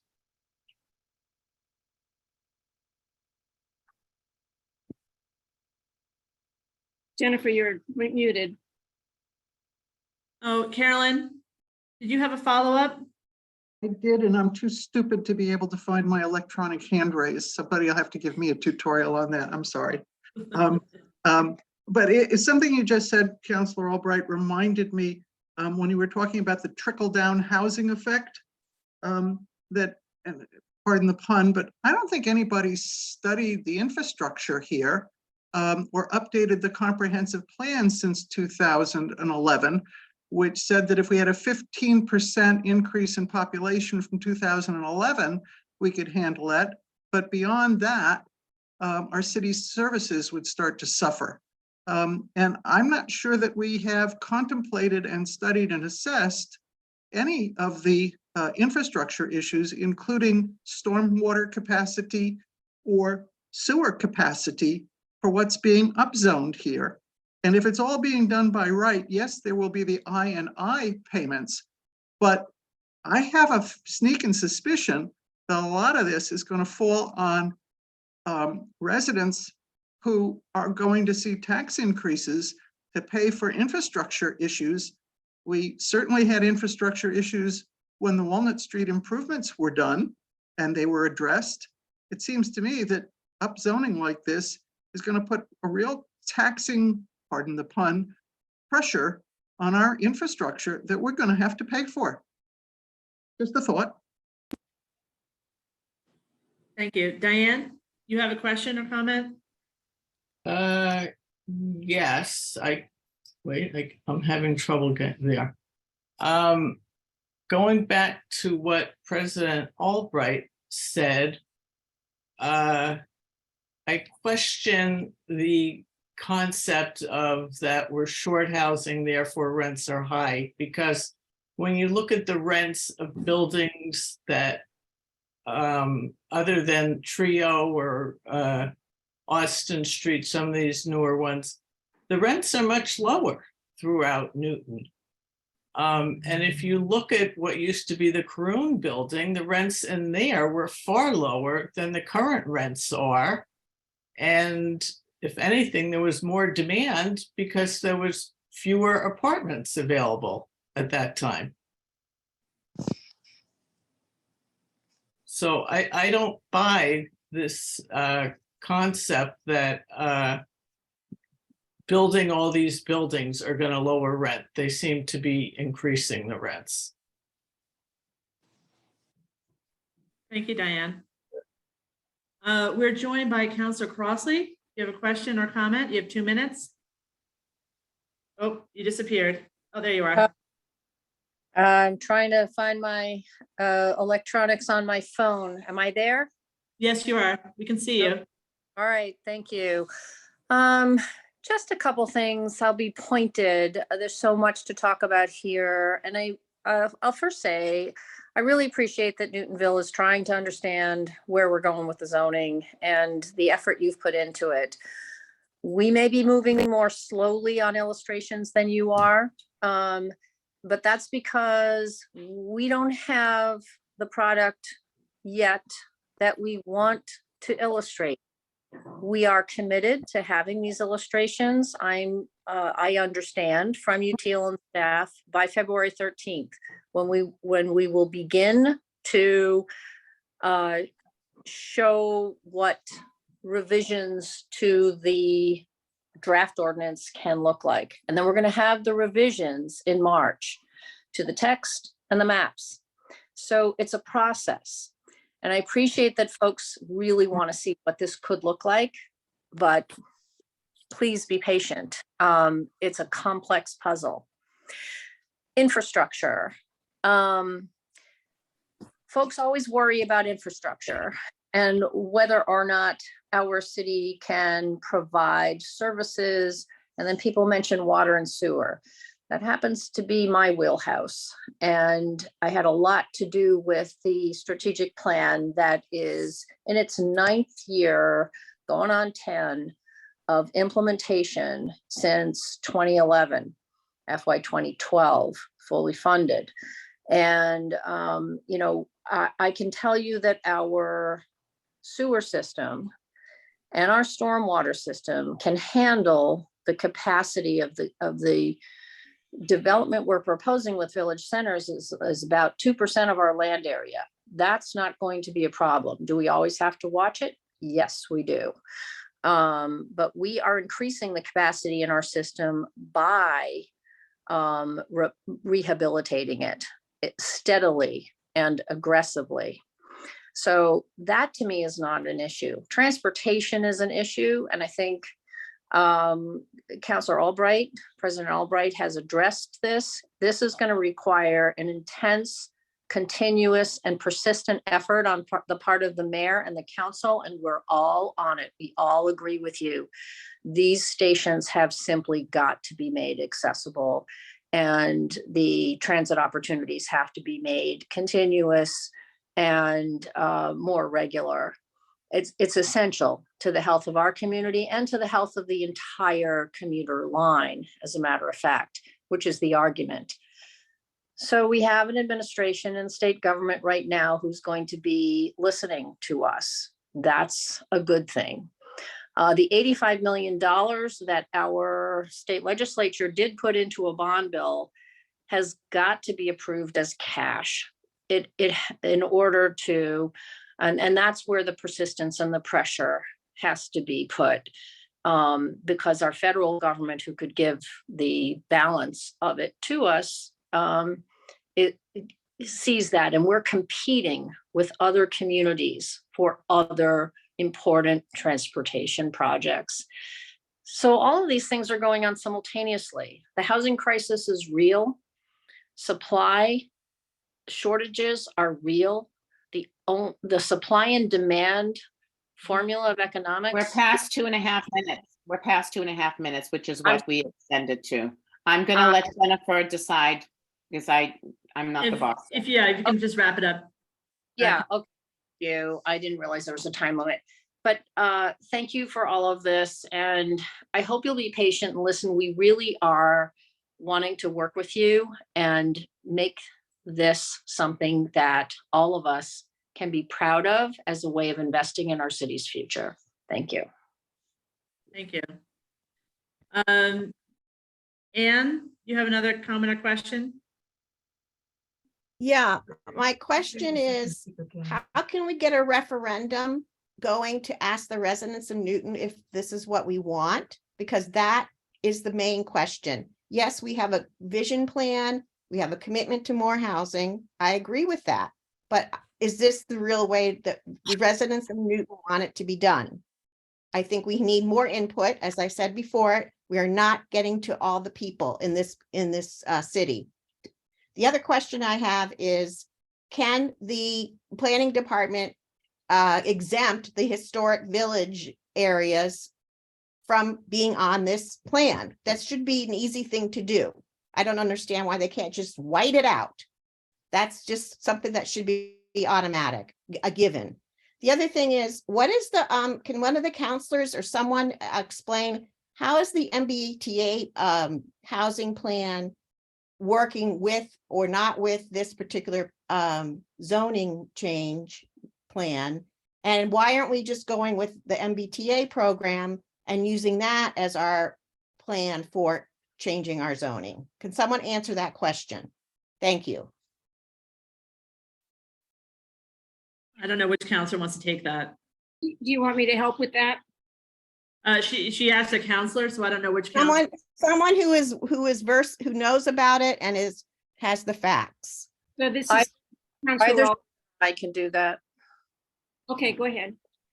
Oh, okay. So the MBTA communities law came along a year after we started our village center rezoning project.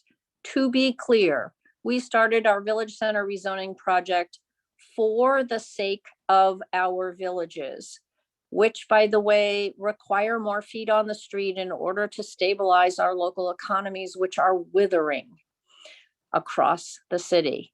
So that's one project. And yes, it dovetails with the MBTA communities law, which requires us to enable, not to build, but to enable a certain number of housing units within a half a mile of public transit. In Newton, 90% of it has to be within a half a mile of public transit, for a total of 8,330 units citywide, which we need to enable or allow by right within our zoning. Doesn't mean they get built or will be built, and it can overlap with existing properties that are already doing that or more. So it's a complex puzzle.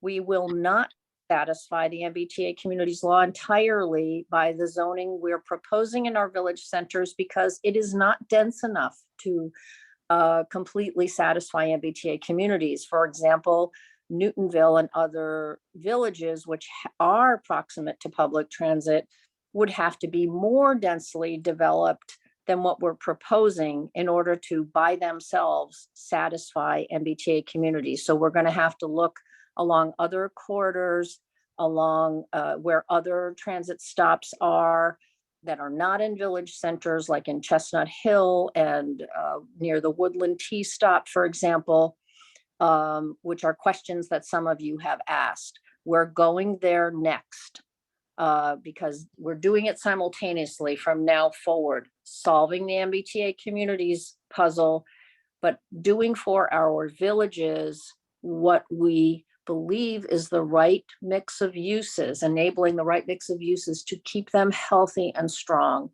and environmentally stable. 10 seconds, unless I missed something. No. I'm done. Looks like you're back. I don't understand what the we is. We decided, we have decided this. We have So come we up with are- this plan.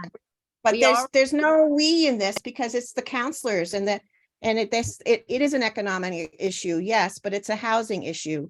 And it's also an infrastructure issue. And it's also an equity issue. And that's what I don't, I just think that we I need need clarification on how long this is going to go, because two people. Okay, looked up to 2.5. I just want that, I want to know why we can't have a referendum on this. And I can answer that question for you. Councilor Luke? You can, the only way how we can get a referendum is the city council first, like with the Northland development, has to pass it first. Then within 20 days after them passing it, you have to, one or a group of people, wouldn't be one person, has to collect signatures, 5% of the registered voters. In Newton, there's approximately 60,000 registered voters, and you need to collect 5% of them and turn them into the clerk's office within 20 days. The answer to your other question is, can the planning department remove the historic district from the village center zoning? The answer to that question is yes. That was the very first thing I said to them about the zoning. Thank you. Thank you. You're welcome. May I add to the question about who is we? So I don't know why this needs to be said, but we are a representative democracy. That means you elect people to represent you. We weren't called on. City Hall. Well, you asked a question. I'm assuming you were asking it to one of your counselors. Would you like to proceed or not? No. Okay. So I'm just going to tell you guys, everyone going back and forth is making it very difficult to keep track. So can we let the people speak and then we'll respond? Is that okay, Jennifer? Yeah, I mean, we have 5 more people right now. Right.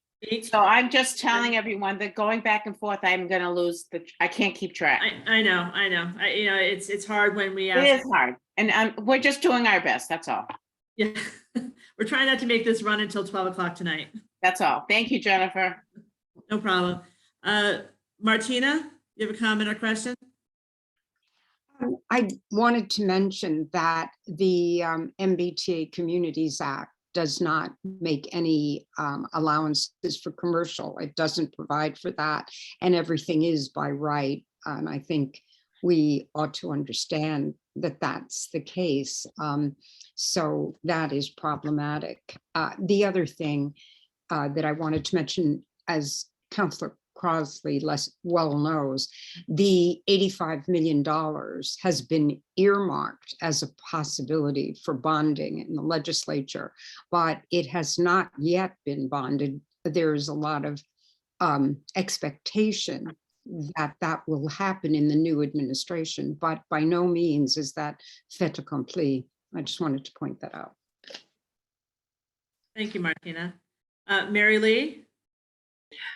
Yes, I just want to respond to Councillor Crosley's appeal that people be patient when it comes to the city developing contextual images, 3D models, whatever it might be. Because as somebody who participated in the vision plan or the visioning kit in 2021, and as one of the community outreach folks this year, we begged for 3D models, contextual images, and we were told no. There's no money, there's no plan to do that. It was only after organizations like the Newtonville Area Council and others decided that they would fund it themselves and do it, that all of a sudden the city is going to produce what we were asking for. Although I doubt it will be that, but it's disingenuous to ask us to be patient. We've been more than patient. The only other thing I want to comment on is, as somebody who was cut off in a public venue where my comments were clarified, I think that the back and forth is we should just let people have their say. I don't think our city councilors should be able to pipe in and or address everything we say. And I think with all due respect, Councilor Crossley has had more than enough time to speak. Thank you. Thank you, Mary Lee. Susan, do you want to have 2 more minutes and then we'll move on to the last speaker and go? Yep, really, I assume you mean me, right, Jennifer? Yes? Yeah, oh, I'm sorry, President Albright. No, that's good. Sorry about that. Mary Lee, I just want to say that I think I agree with you. I agreed with you that night. I was surprised that you were cut off, but you were not cut off by Councilor Crossley. You were cut off by staff. And I think that staff person has been spoken to, that it's not up to that staff member to make those kinds of decisions. So just wanted to say that for your benefit. So Susan, I appreciate your comment on that. And that was my take as well. And I appreciate you clarifying that. And the staff is representative of the council. So I'm glad that staff person was spoken to. Yes. So thank you. Yes. 2 things really quickly. Newton used to be, back in the day when I grew up here, we used to be 92,000, and we haven't gotten back to that yet. We may someday get back to that.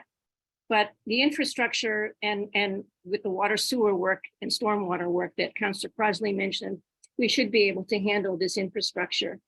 And I don't know that rents are going to come down. I read a lot of the economics of increasing the housing. We may be able to stabilize the rents by creating more housing. I don't know if it's going to be stabilized, come down. I don't know exactly what's going to happen. I know that they will keep going up if we don't increase the supply. That's the economics of the situation. Thanks. Thank you. Annie, would you like to speak? You're a new speaker. You have 2 minutes. Thank you. And I really don't deserve to have the last word on this, so I hope somebody else is up after me. I live on Court Street, and I've spoken at many meetings, so many of you know about Court Street and how that fits in Newton's economic picture. I can't speak, I don't know a lot about economics, but I can tell you where I live. Well, first of all, my household is 4 people sharing an 1864 square foot house. And that's very economic and efficient compared to one person living alone in a 3,000 plus square foot house. I'm not thinking of anybody in particular, but I know across Newton, there's a lot of housing stock that is underpopulated, very large houses that are not contributing to Newton's economy meaningfully in terms of providing housing for people who would be glad to share space or live in apartments of smaller scale. In our situation, one of my family members has a disability, cannot drive, so he can walk to the store and walk to the post office and pick up his own medications. And that's very meaningful to us to live in a community where that's possible and yet still feels like a neighborhood in a detached single family house. I don't see adding large buildings, especially with the amount of luxury housing going in, as reducing the number of cars or the number of car trips, because a lot of people don't just go into Boston and come back. They go all over. And I drive to Whole Foods, which is a block away, because carrying 3 bags of groceries, I can't carry them back by hand. There are a lot of things I want to say here, but especially I really appreciate the Newton Area Council putting together this imagery. And I want to pose the question as to, well, first of all, I just want to say, I'm sorry, I'm rambling here. There are a lot of renters on our block here on Court Street, and the rents here are very affordable. And I know that the kind of developments that are being proposed around here are not going to provide that kind of affordable rent, especially for families, sometimes. Time's people- up. Oh, sorry, with disabilities. I'll just finish my sentence. Yeah. And people who need to live in a house in order to get the kind of care and services that they need. And I hope that Newton will look into providing more diverse array of housing alternatives in its planning. Thank you. Thank you. Annie, can I you. send you a message, please? Okay. You sent me a message Yeah, Yeah. chat. in the chat. Okay, I'll look at it. Thank you. We need, oh, sorry, Rains. Thank you. Scott, you have 2 minutes. Yes, Well, thank you. Want to get out of here, so. I know I won't change everybody's mind, but I would like to share some information. You know, during the pandemic, we had what economists call a natural experiment. 100,000 or so college students didn't come back to Boston that year. And Boston, the city of Boston, has about 600,000 people. And in the greater metropolitan area, we have about 1 million people. So something like 10 to 15% of the people who usually rent apartments didn't rent apartments that year. And rents actually went down by 15 to 20% that year. So we do know that supply and demand does affect housing. And I know I won't change everybody's mind, but I would say that rents can go down if there's more supply. So thank you. Thank you. Annie, we need your last name, please, for the records, for the attendance. Oh, I'm sorry, I did say it. Oh, I must have been muted. Rains, Annie Rains. How do you spell that? Raines. Oh, thank you. Thank you. Thank you. Raina, you have 2 minutes. Oh, you're muted. No, I'm sorry that I wasn't here to see your, presentation. So I'm hopeful that I'll get to see it in a later date. But, I just sort of have to remind everybody how this whole process started, where we were getting the framework first, nothing that was really defined. And we're only now, in the final stages of getting, even now, where we don't have all of the specifics defined. So thank you, Newtonville. I just sort of feel as if I'm looking at real renditions. We've done our own visualizations and it's, pretty informative. And I think it's important.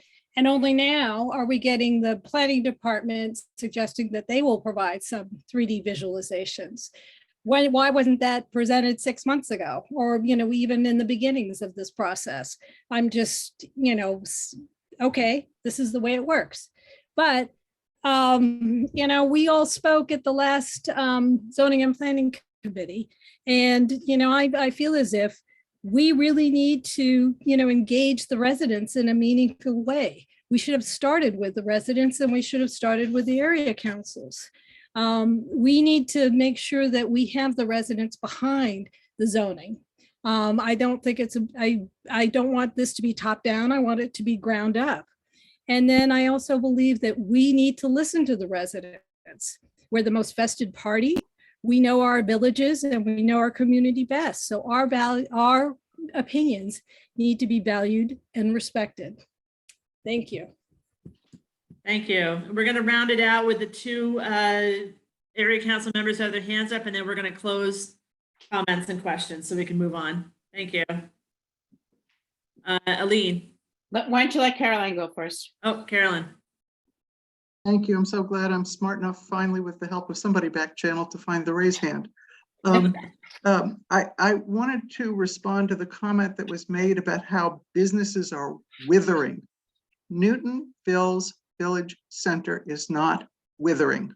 It is vibrant. As President Albright said earlier on in this discussion, Newtonville's Village Center businesses are thriving. They bounced back after COVID They bounced back after the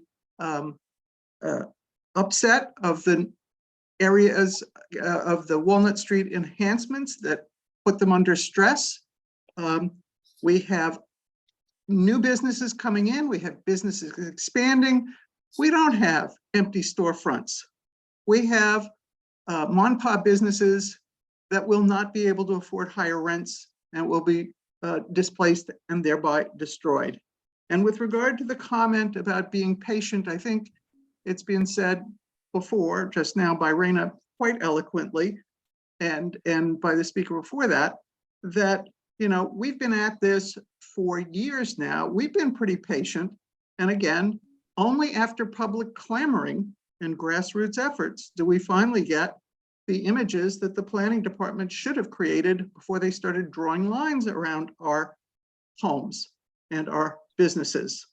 And with regard to patience, I worry about being too patient now because the timeline calls for a final vote in May. Now that's slipping to June, but that's not a hell of a lot of time.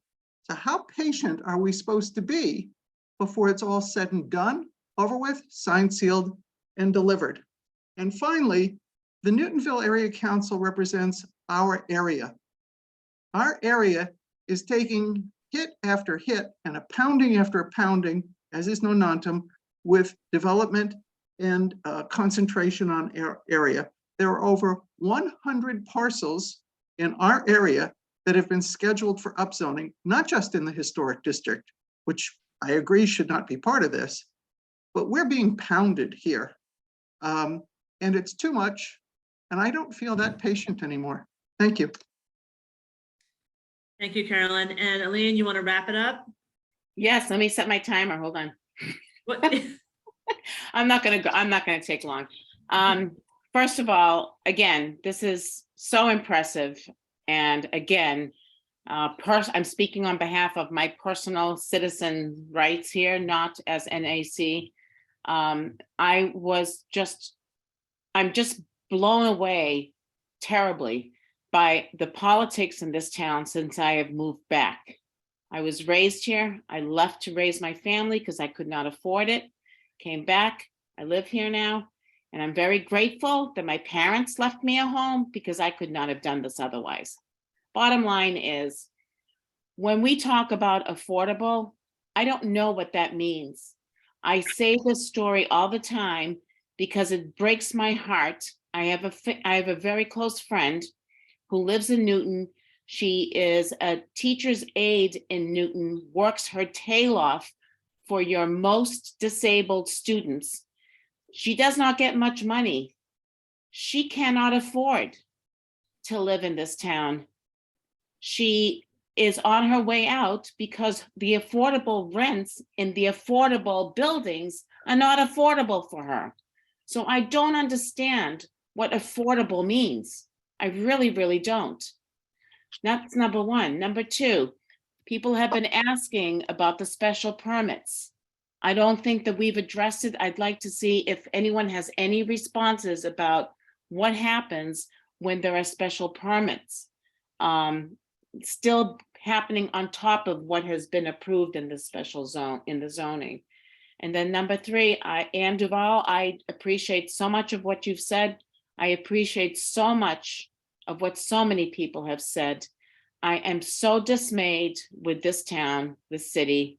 I just don't understand how our politicians are able to face us and say what they say and just not be accountable or transparent. It is just obnoxious.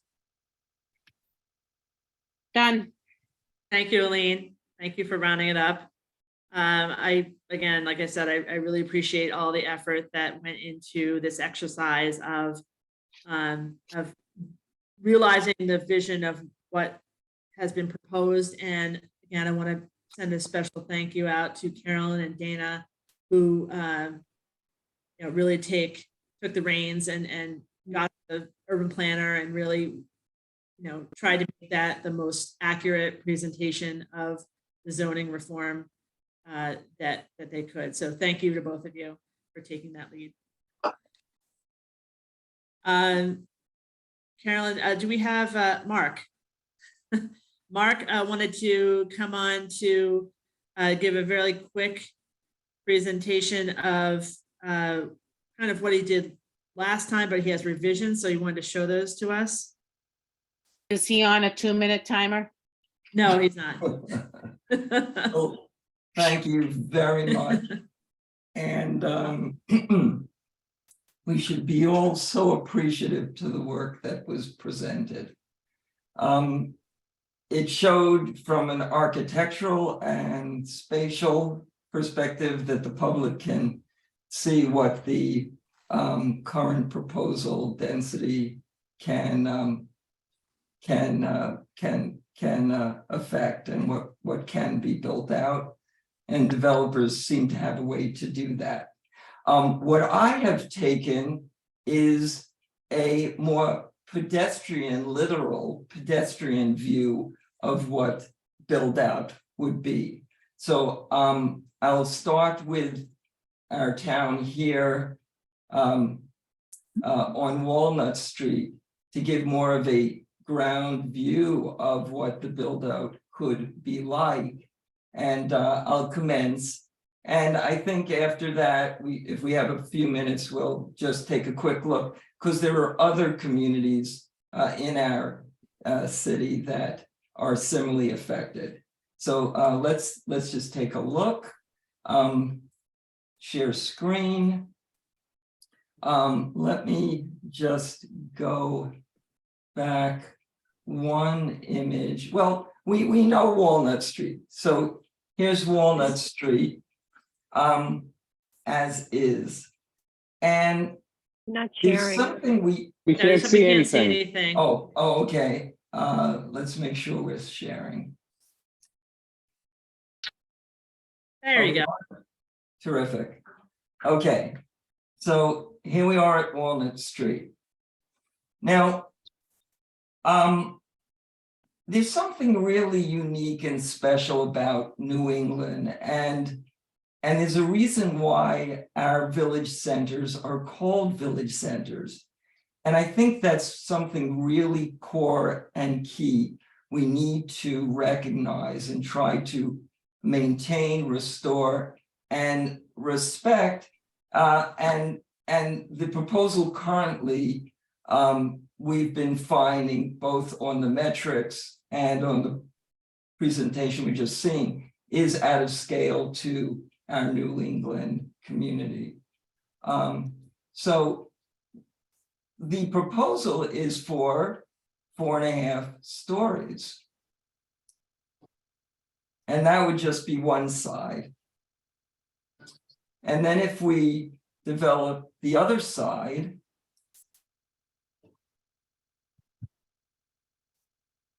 this is what we would feel.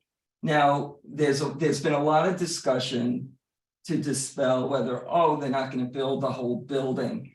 The reason why this type of building was selected, it took a lot of effort to find typical buildings that might be built this way. Fortunately, there aren't a lot, but there are more because builders are thinking they can do this to our communities. Is this building is a type that demonstrates that it could be multiple buildings, and these multiple buildings can respond to particular property segments. So the concern of, oh, this won't realistically happen because somebody owns this parcel or that parcel. This is an example of a contemporary building that would infill as in the past, but at a much higher density in segments that would respond to property ownership. As we see how out of scale it is and how disrespectful the height and proportion and density is to what we enjoy in New England as New England Village. I have a few other areas nearby, so I'll go to the one particularly that's nearby. West Newton, if we could get to it. I'll try to be quick. West Newton. Here it is. Okay. And I will get to that image.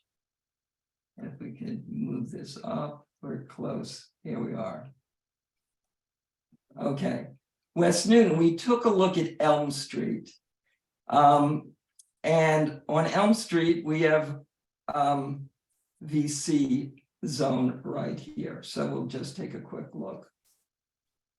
Now, what's interesting about this area in VC3 is a fascinating example of a relatively recent building that was built around 10 plus years ago. And what's interesting is it chose to be more respective of our New England village feel. I've done presentations and as an architect and urban designer have studied villages, and villages are pretty much 1, 2, and 3 stories. When we get to 4 stories, it becomes urban. Here's an example where it was more tastefully and proportionally done of 2 to 3 stories. But let's see what our proposal is proposing for West Newton. It is VC3. Well, that doesn't seem to be, well, you can judge for yourself, no need for comments. And then someone would want to develop that parcel of the 10-year-old building. And that's what we would have by the current proposed zoning.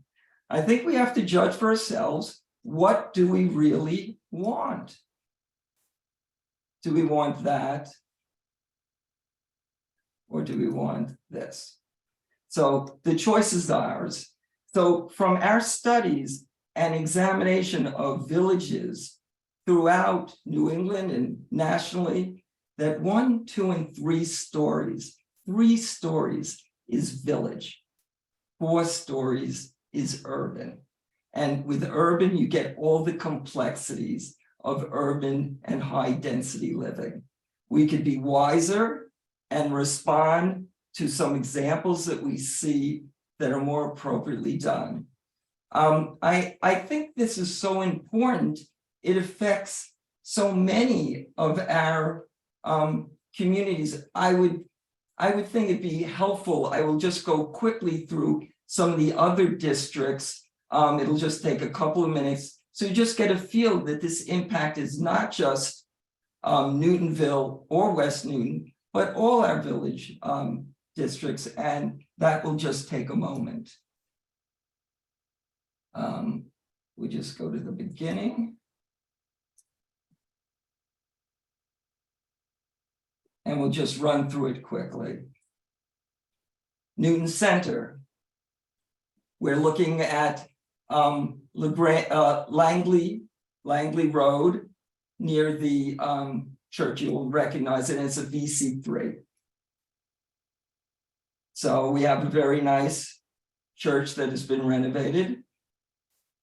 And the parking lot is zoned for VC3. And then we could fill in where Walgreens and the parking lot is. And then the church is not protected, as in a lot of parts of our village centers and community. We could look at Auburndale, Lexington Street. You have residential New England still built structures. This is New England scale. This is what we cherish about New England, is that quaint, smaller scale feel that still has all the trimmings and necessities that we need. But do we need this density? This is just VC2. This is 3.5 stories. And this is what we would get on Lexington Street in Auburndale. We saw West Newton, Newtonville again, no Nantum. Watertown Street, this just zoned VC2, but that's not the scale, and we still have this residential still built multifamily.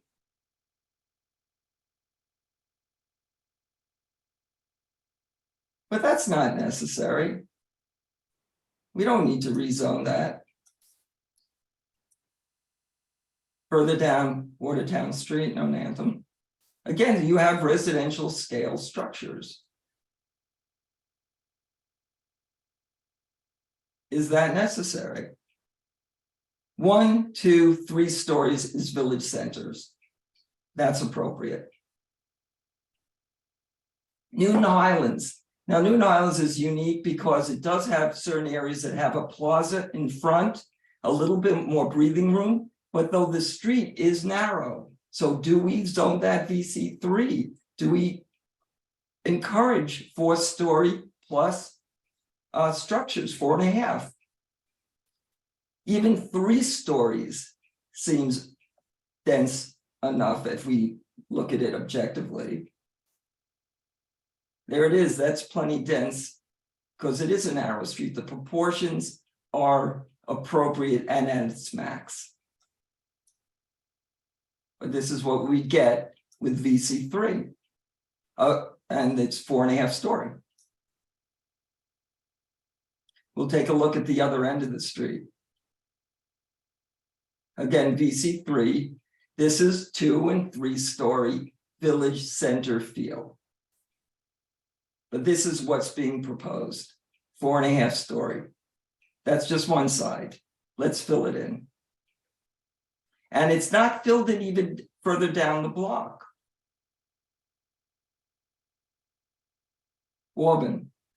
In Waubun, we are zoned VC2. Another difficulty is these very, very to scale and intricate, detailed buildings are not protected. And so this is zoned for VC2, and this is what can happen. Here we see it as the whole block, and potentially a developer could break up the pieces. These buildings could be built in parcels, and unfortunately, that is the density that could be achieved under the current proposed zoning. 4 Corners. Similarly, you have residential, stick-built, 2.5-story structures. That's reasonable for New England and for our village centers. But it's proposed VC2, which is 3.5 story. And this is the last Thompsonville at the other end of Langley Road. We start at the beginning of Langley, we'll conclude at the other end of Langley, a very cute part of a village center. We have a community center here. We have a residential structure here. It is zoned, we'll just quickly take a look at the map again for VC3.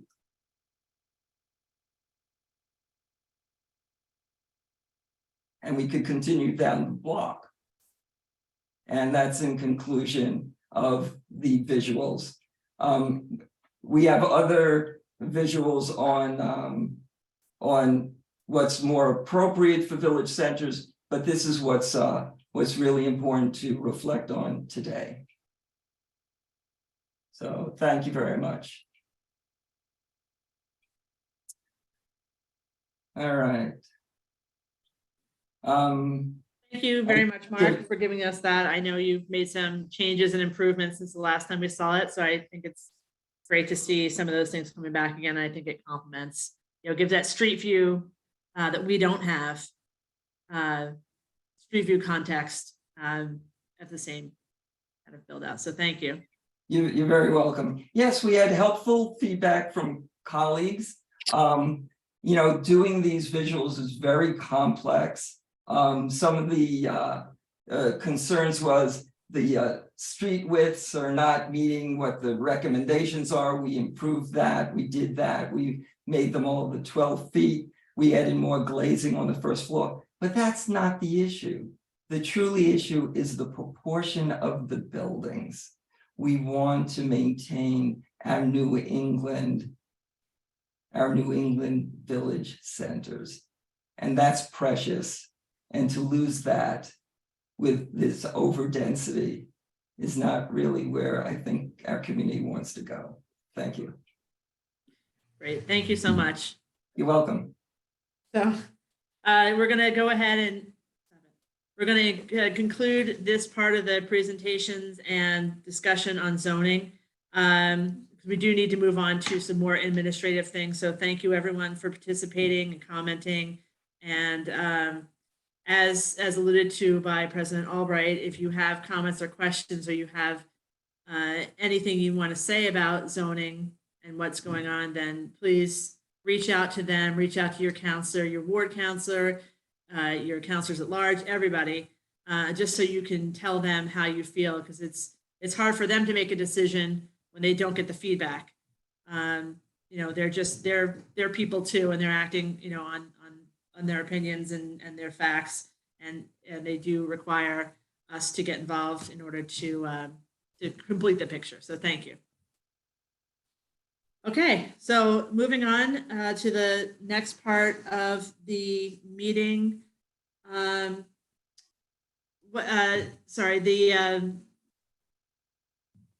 going to talk about administrative issues right now. I don't know if we want to do the election since we do have Tim.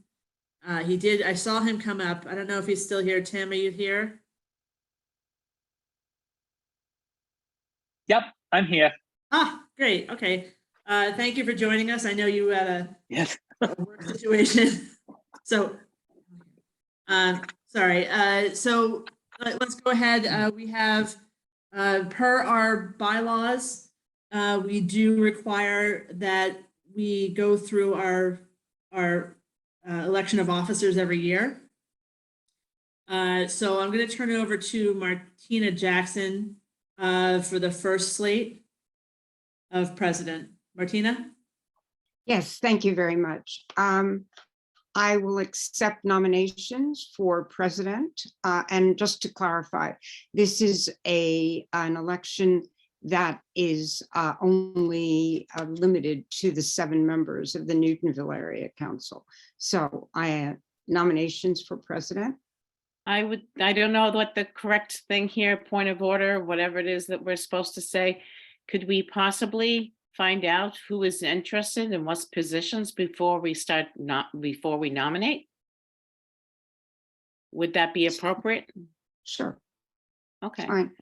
So I'm just curious. I am not able to take a position right now. I'm just going to throw it out there, unless I can relinquish the current position I have. So I'm saying that. Is there anyone out there of the 7 of us that would like to take on a new position or would be willing to get on the board? We can't do that. We have to because we have to advertise that there are vacancies and have people come before us for the 2 positions on the board. Well, but we're just rearranging our group. What am I missing here? And if we can't do that, then we can't do that. If I understand Eileen, she's not talking about what you're talking about. Aren't you just saying about the officers? As amongst the officers, it's a separate agenda item with regard to opening up the area council to new members. Am I right, Eileen? Am I understanding what you were saying, or am I wrong? I'm just, see, if we nominate, okay, I'm very happy that Jen's going for presidency. That's if that's what we're doing. I do not have an agenda. I honestly do not have agenda.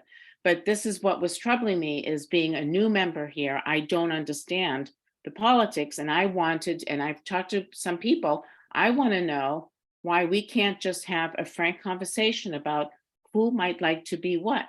I've been on other committees where we are able to say, hey,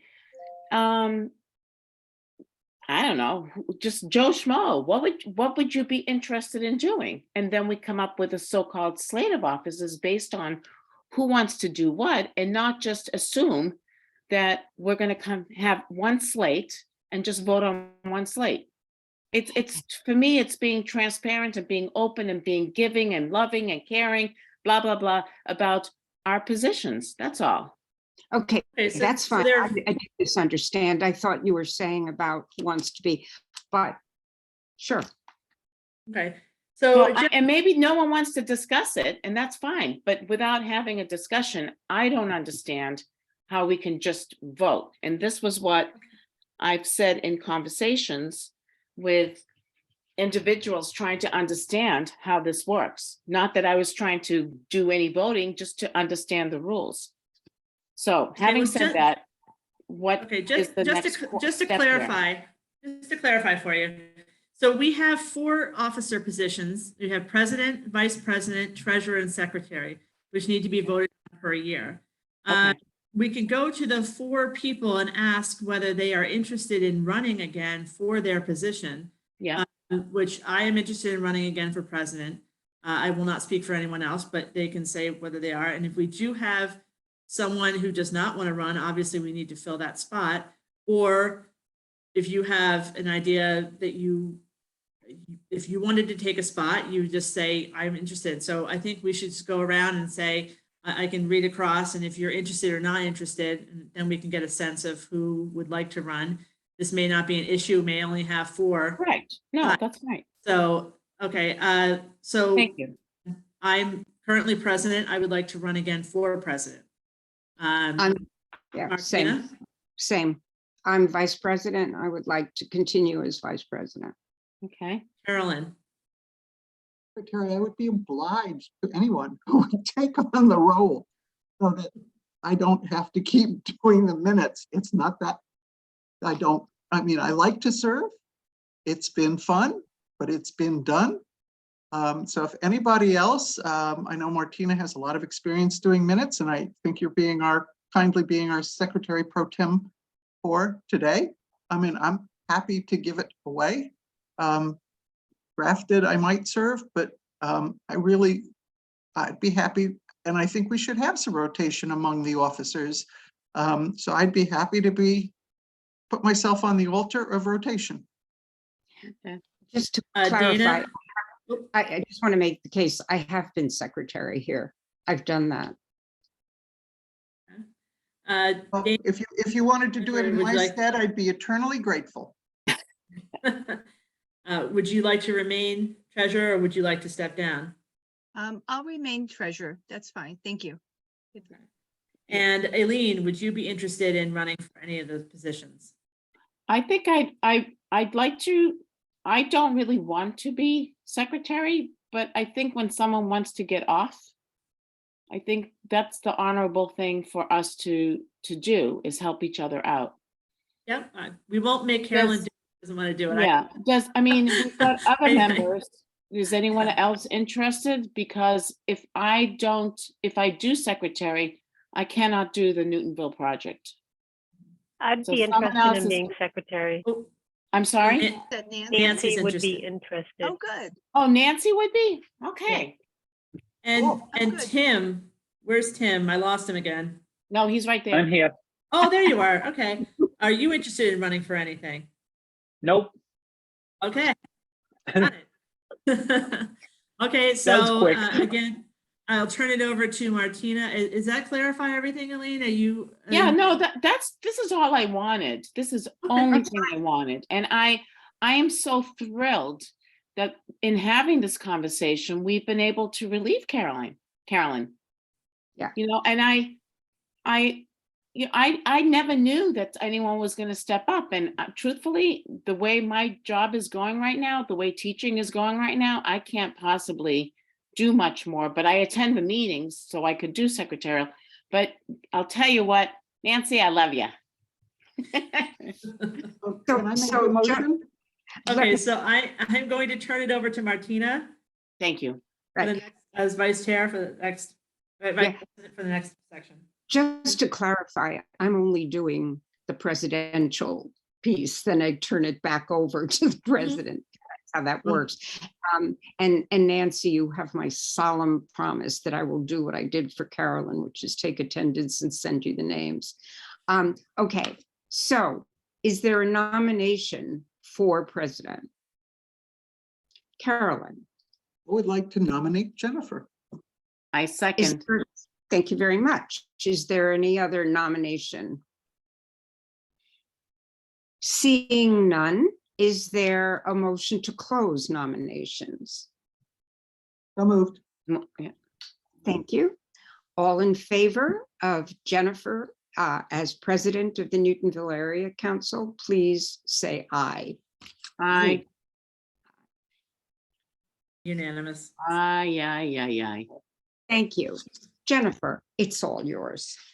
Thank you. We're going to open up nominations for vice president. Do I have any nominations for vice president? I nominate Martina. Thank you. Do we have a second? And Tim is second. Yeah, me too. Oh, and Aline. Okay, I would like to close. Is there anyone else who would like to be considered?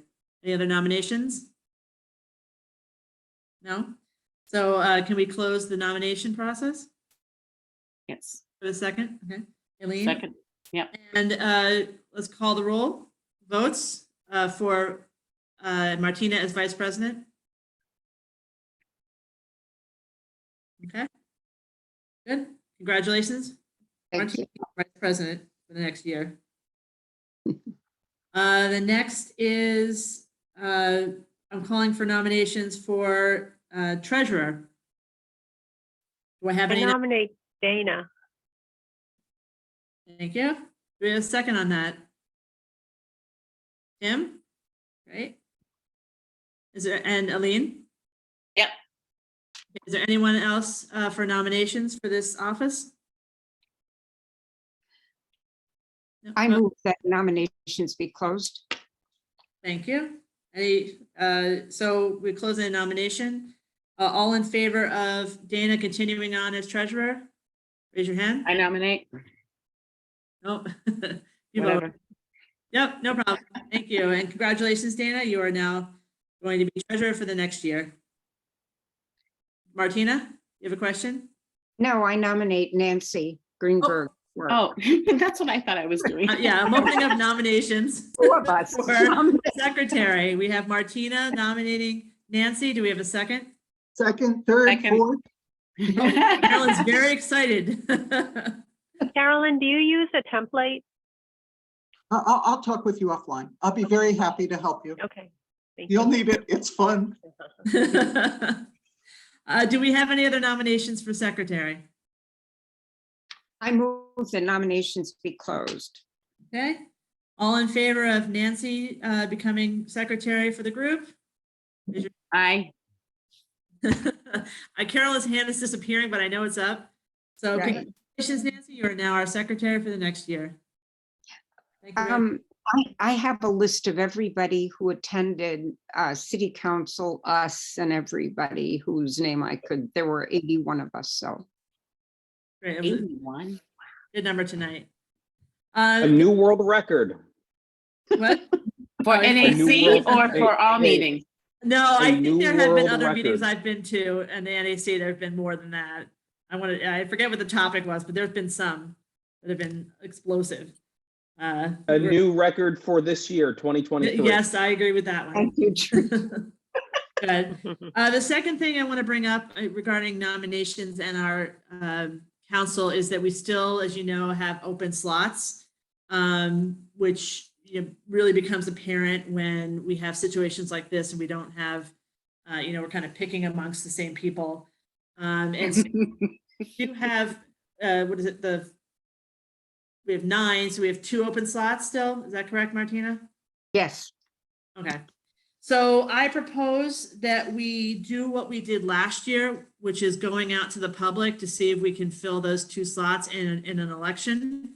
That will require us to agree to that we're going to go out, and then we have to set some dates. So does anyone have any comments about that or any objections to going out to fill those 2 spots? I think that's a great idea. I agree. Yeah. Okay. And I know, Carolyn, you sent over the information from last time, but I think is it 60 days or 30 days? We have to have a meeting. We have to put out an announcement for our next meeting. Yeah. Announce it in the- What the bylaws, I looked at them quickly, when you Yep. should go back and look at them, but basically just for everybody's benefit, this meeting, we decide to do it.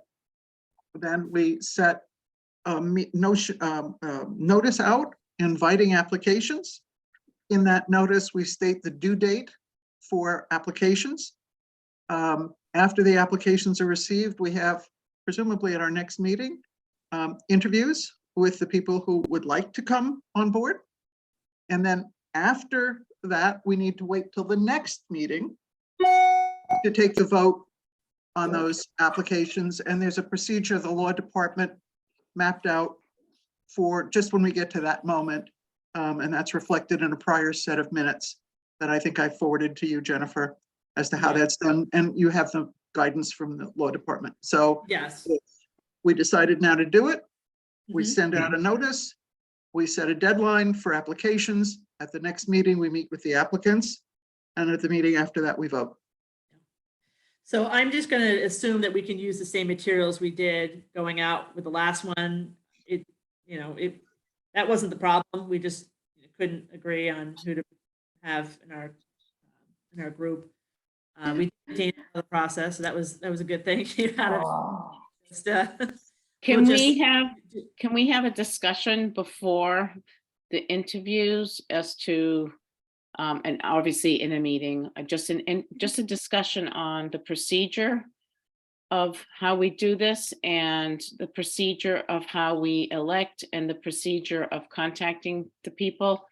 And I would like to say, since we still have 28 people here, please send in your applications. We need you.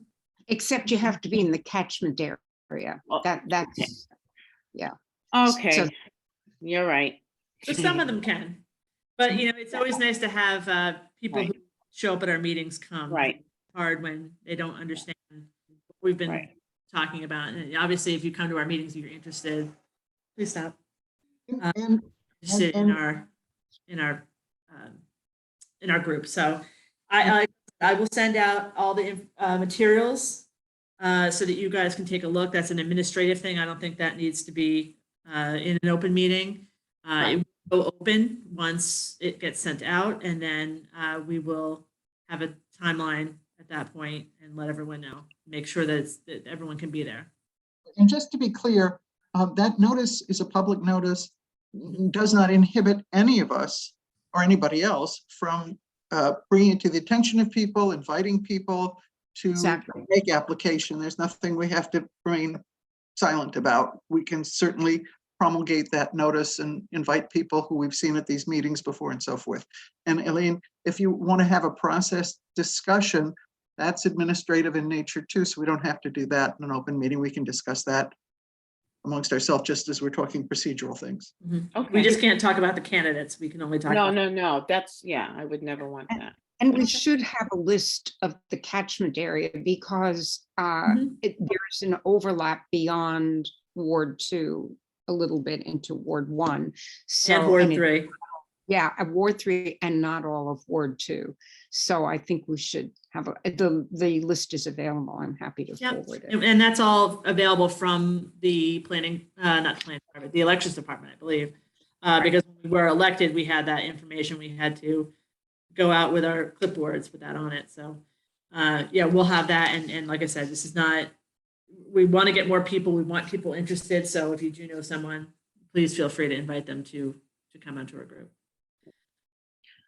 So that's done. Do we need a vote on that, or is it just? No, that's procedural. Okay. And I think the due date for applications is, I think, something you can set in your discretion because it's just purely procedural. Okay. Dana, I don't know if you're putting you on the mark on this one or not, but I know we've asked for Yeah. you to give us a financial update, and I think we keep missing you because we keep running over time. Yeah, yeah. So I apologize for that. It's you've been prepared for 3 months now. Yeah, and it keeps changing too. So, yeah, I'm good and I'll make it short. So, we currently have, $21,282 in our bank account.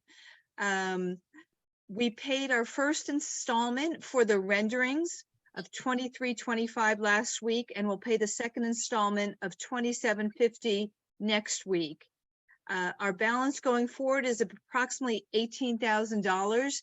And last year in 2022, our net income from was $5,660. So looks like, just about, it can cover the expenses for the rendering. We're in pretty good shape. We just have to have another big village day, I think, to shore up our coffers again. Yeah. And that's it. How was that for quick? That was great. Fingers Yeah. crossed. We had a great village day last year. I know that brought a lot of money in, and so I count on you guys to And hit it. just, one more thing. So this is exactly why we want to have the money in the bank. So when things like this come up, we were so fortunate that we were able to, that we had the $5,000 to go ahead and get the renderings done. So yeah, that's it. I think it was money well spent, and thank goodness we had that. Yep. And Lee? I can't, thank you. I can't also say enough about what this presentation meant to a lot of people. And I think the reason why I raised my hand is I don't know if we have a social media presence. I'm just not aware. Do we have anything like that? We have Facebook, and all of our stuff goes out on Facebook. Okay, and who's monitoring or doing that? I do that with Constant Contact. And okay.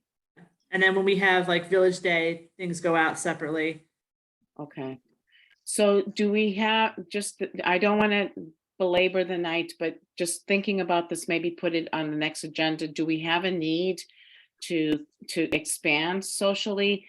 Being part of the Newton Tree Conservancy, we have a new member that has come on board and has just done a bang up job. And I wonder if that would benefit us too. I don't know what that means. I'm just saying maybe we can discuss this. Yeah, I think if we can get more people and get those 2 slots filled, like we just people to fill up. And I think social media kind of fell a little bit because it's like, we just can't. No, I get that. And I'd Jen. rather I really spend do. time or have, beautiful renderings than, I know we have to publicize them. So that'll be like another thing coming onto this after. But if it's just something that if we want to talk about it, I'd be happy to look into it and pick the brain of this young person that knows how to do all this stuff, or else we can just pick Tariq's brain. But he's bored. He's yawning right now, so he's bored. Wait, what am I doing? He's checking out social media right now. Yeah, I'm doing Twitter. No, I was just talking about expanding our social media presence, which I know nothing about, but I'd be willing to look into finding out what there is, and what I'm hoping that Jen can put it on the agenda next month. Thank you. That's all. Well, I have been very popular on Boston sports Twitter from time to time. I don't know how that's relevant to the goals of the NAC, but always try Probably something a little new. off topic. Yeah. So go Red Sox, go BC3, right? Yeah. Yes. Yes. Thank you, Aline. Martina, do you have any question about that? I just wanted to thank Mark, because I think seeing the graphics of the different village centers really helped to clarify what the issue is and what the impact is, and how much could be developed by right without any input from us. And I think it was an excellent presentation, Mark. Thank you. Yeah. Thank you, Mark. I know it's I think it's important to see all these different visuals. They're all different. And it's like seeing it, maybe something resonates with one person over another. Right. Yeah. Like Well- I am really surprised about the top down and looking at it and all the massing that's going on. But someone might be really jazzed about seeing it on the street level, and that's how they get interested in it. So Yeah. I think it's good to have that perspective. My sister, who doesn't live in town, was looking at the pictures with me, and she was just dumbfounded. Right. Anyway, Okay, thank you again. What a great presentation. Thank you, Dana. I mean, I'm sorry, who ran the show? Caroline and Jennifer, Carol, you guys did okay. a great job. Caroline and Jennifer. Yeah. Yeah, Dana was critical Yeah, I thought so. in identifying the vendor and working with me on that. Yep. Yeah. Okay, so let's finish up this meeting and get the heck out of here, okay? So we have. Just a quick question, does the chat get saved somewhere? I think it does when you have the recording. I think it is saved. I hope so. It's an option. It depends what's been paid for. So if when we get our downloads, we get 3 different files, I believe. Okay. Hopefully. So we have a nomination for an Annie Rains to apply. So if she's on here somewhere, please apply. I think she's gone. She was one of the speakers today. Yeah. She left. So anyway, Mark? Yes, excuse me, Jennifer. Would it be possible after you close out the meeting and the recording that the presenters and a couple of who might want to stay on for a couple of minutes just to follow up on just a few minutes of, thanking each other and that type of thing? Sure. That would be great. Yeah.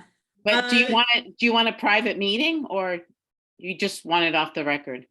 Yeah, exactly. Like after the recording, you close out your meeting and we could stay on and then say goodnight to each other, and that would be terrific.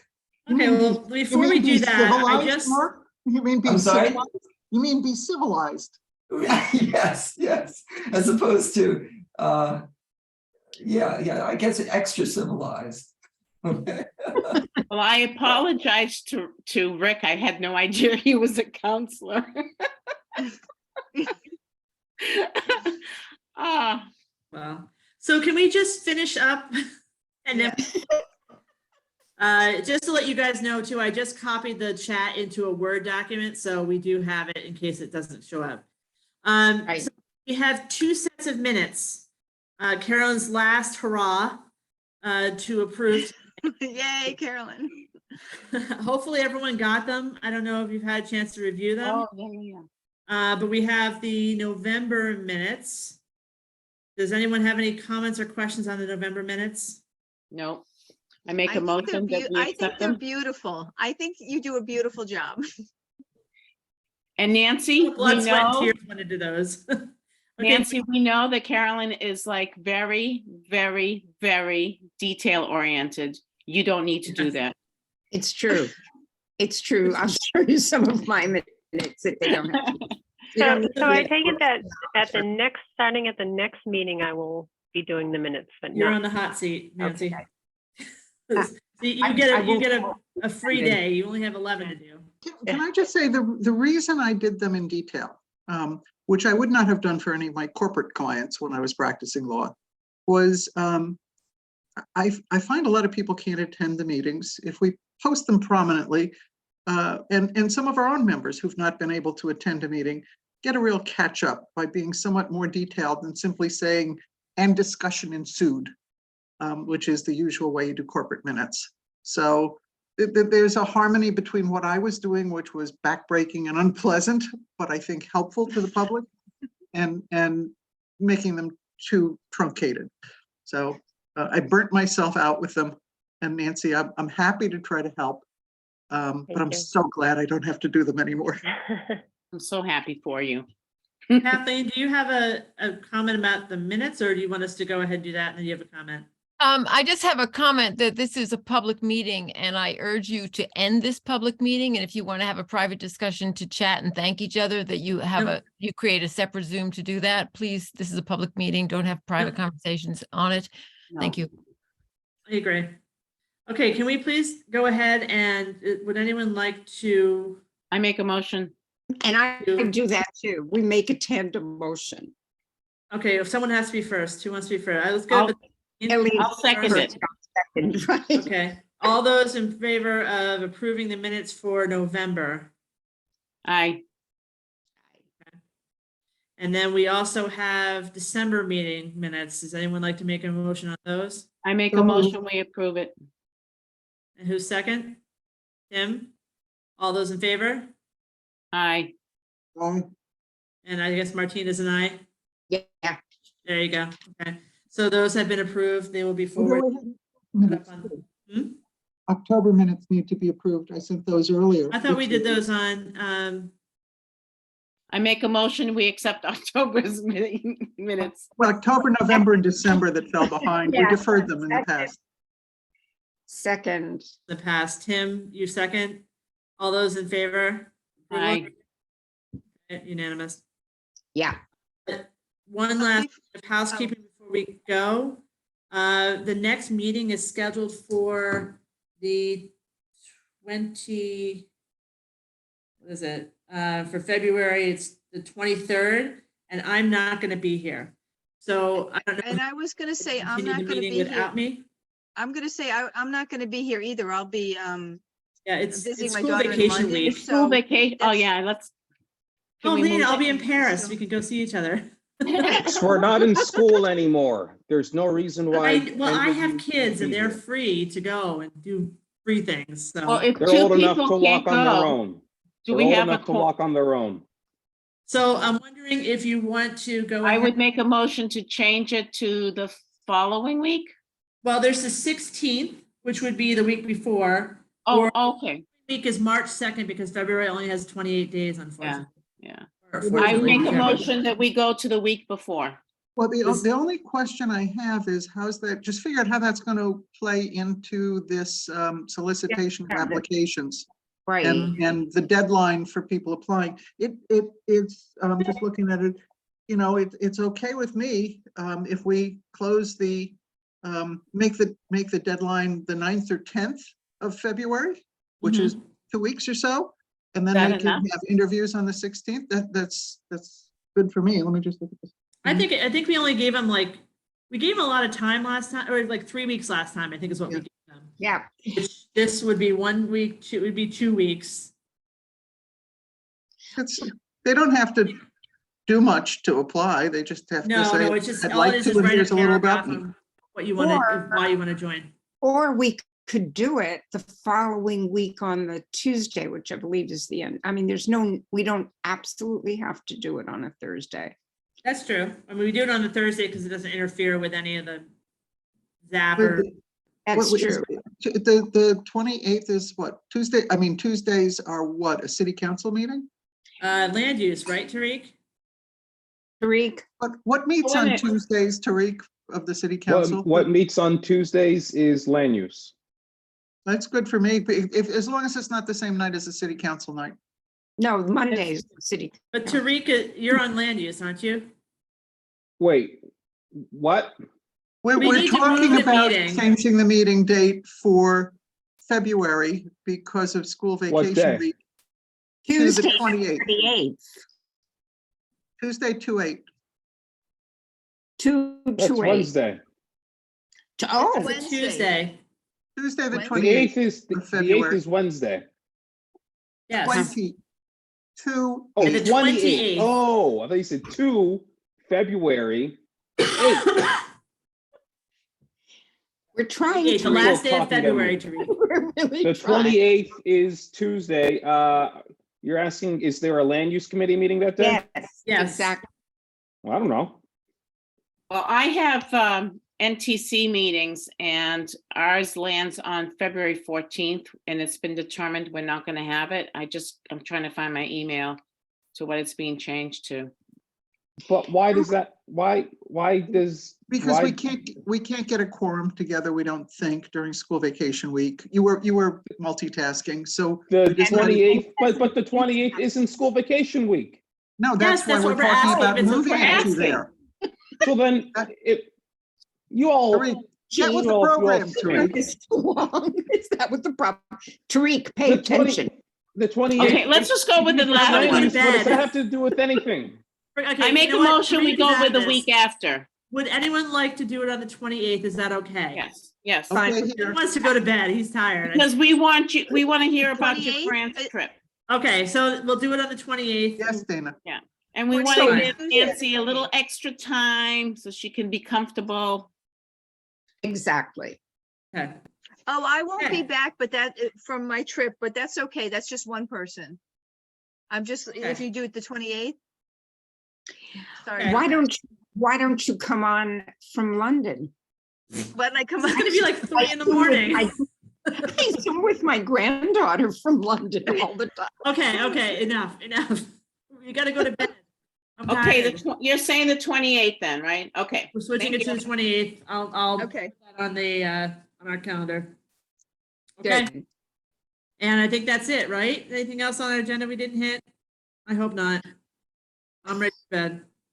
So I think we're. I move that would you like to we make a adjourn. motion to adjourn the meeting? I make a motion to adjourn the meeting. You guys, before You we stop, seconded before we end, before I end, I just want to say, like, that was a really good job. That was so helpful to the community, and really, kudos to Yes. everyone. I think that was such a, that was really good.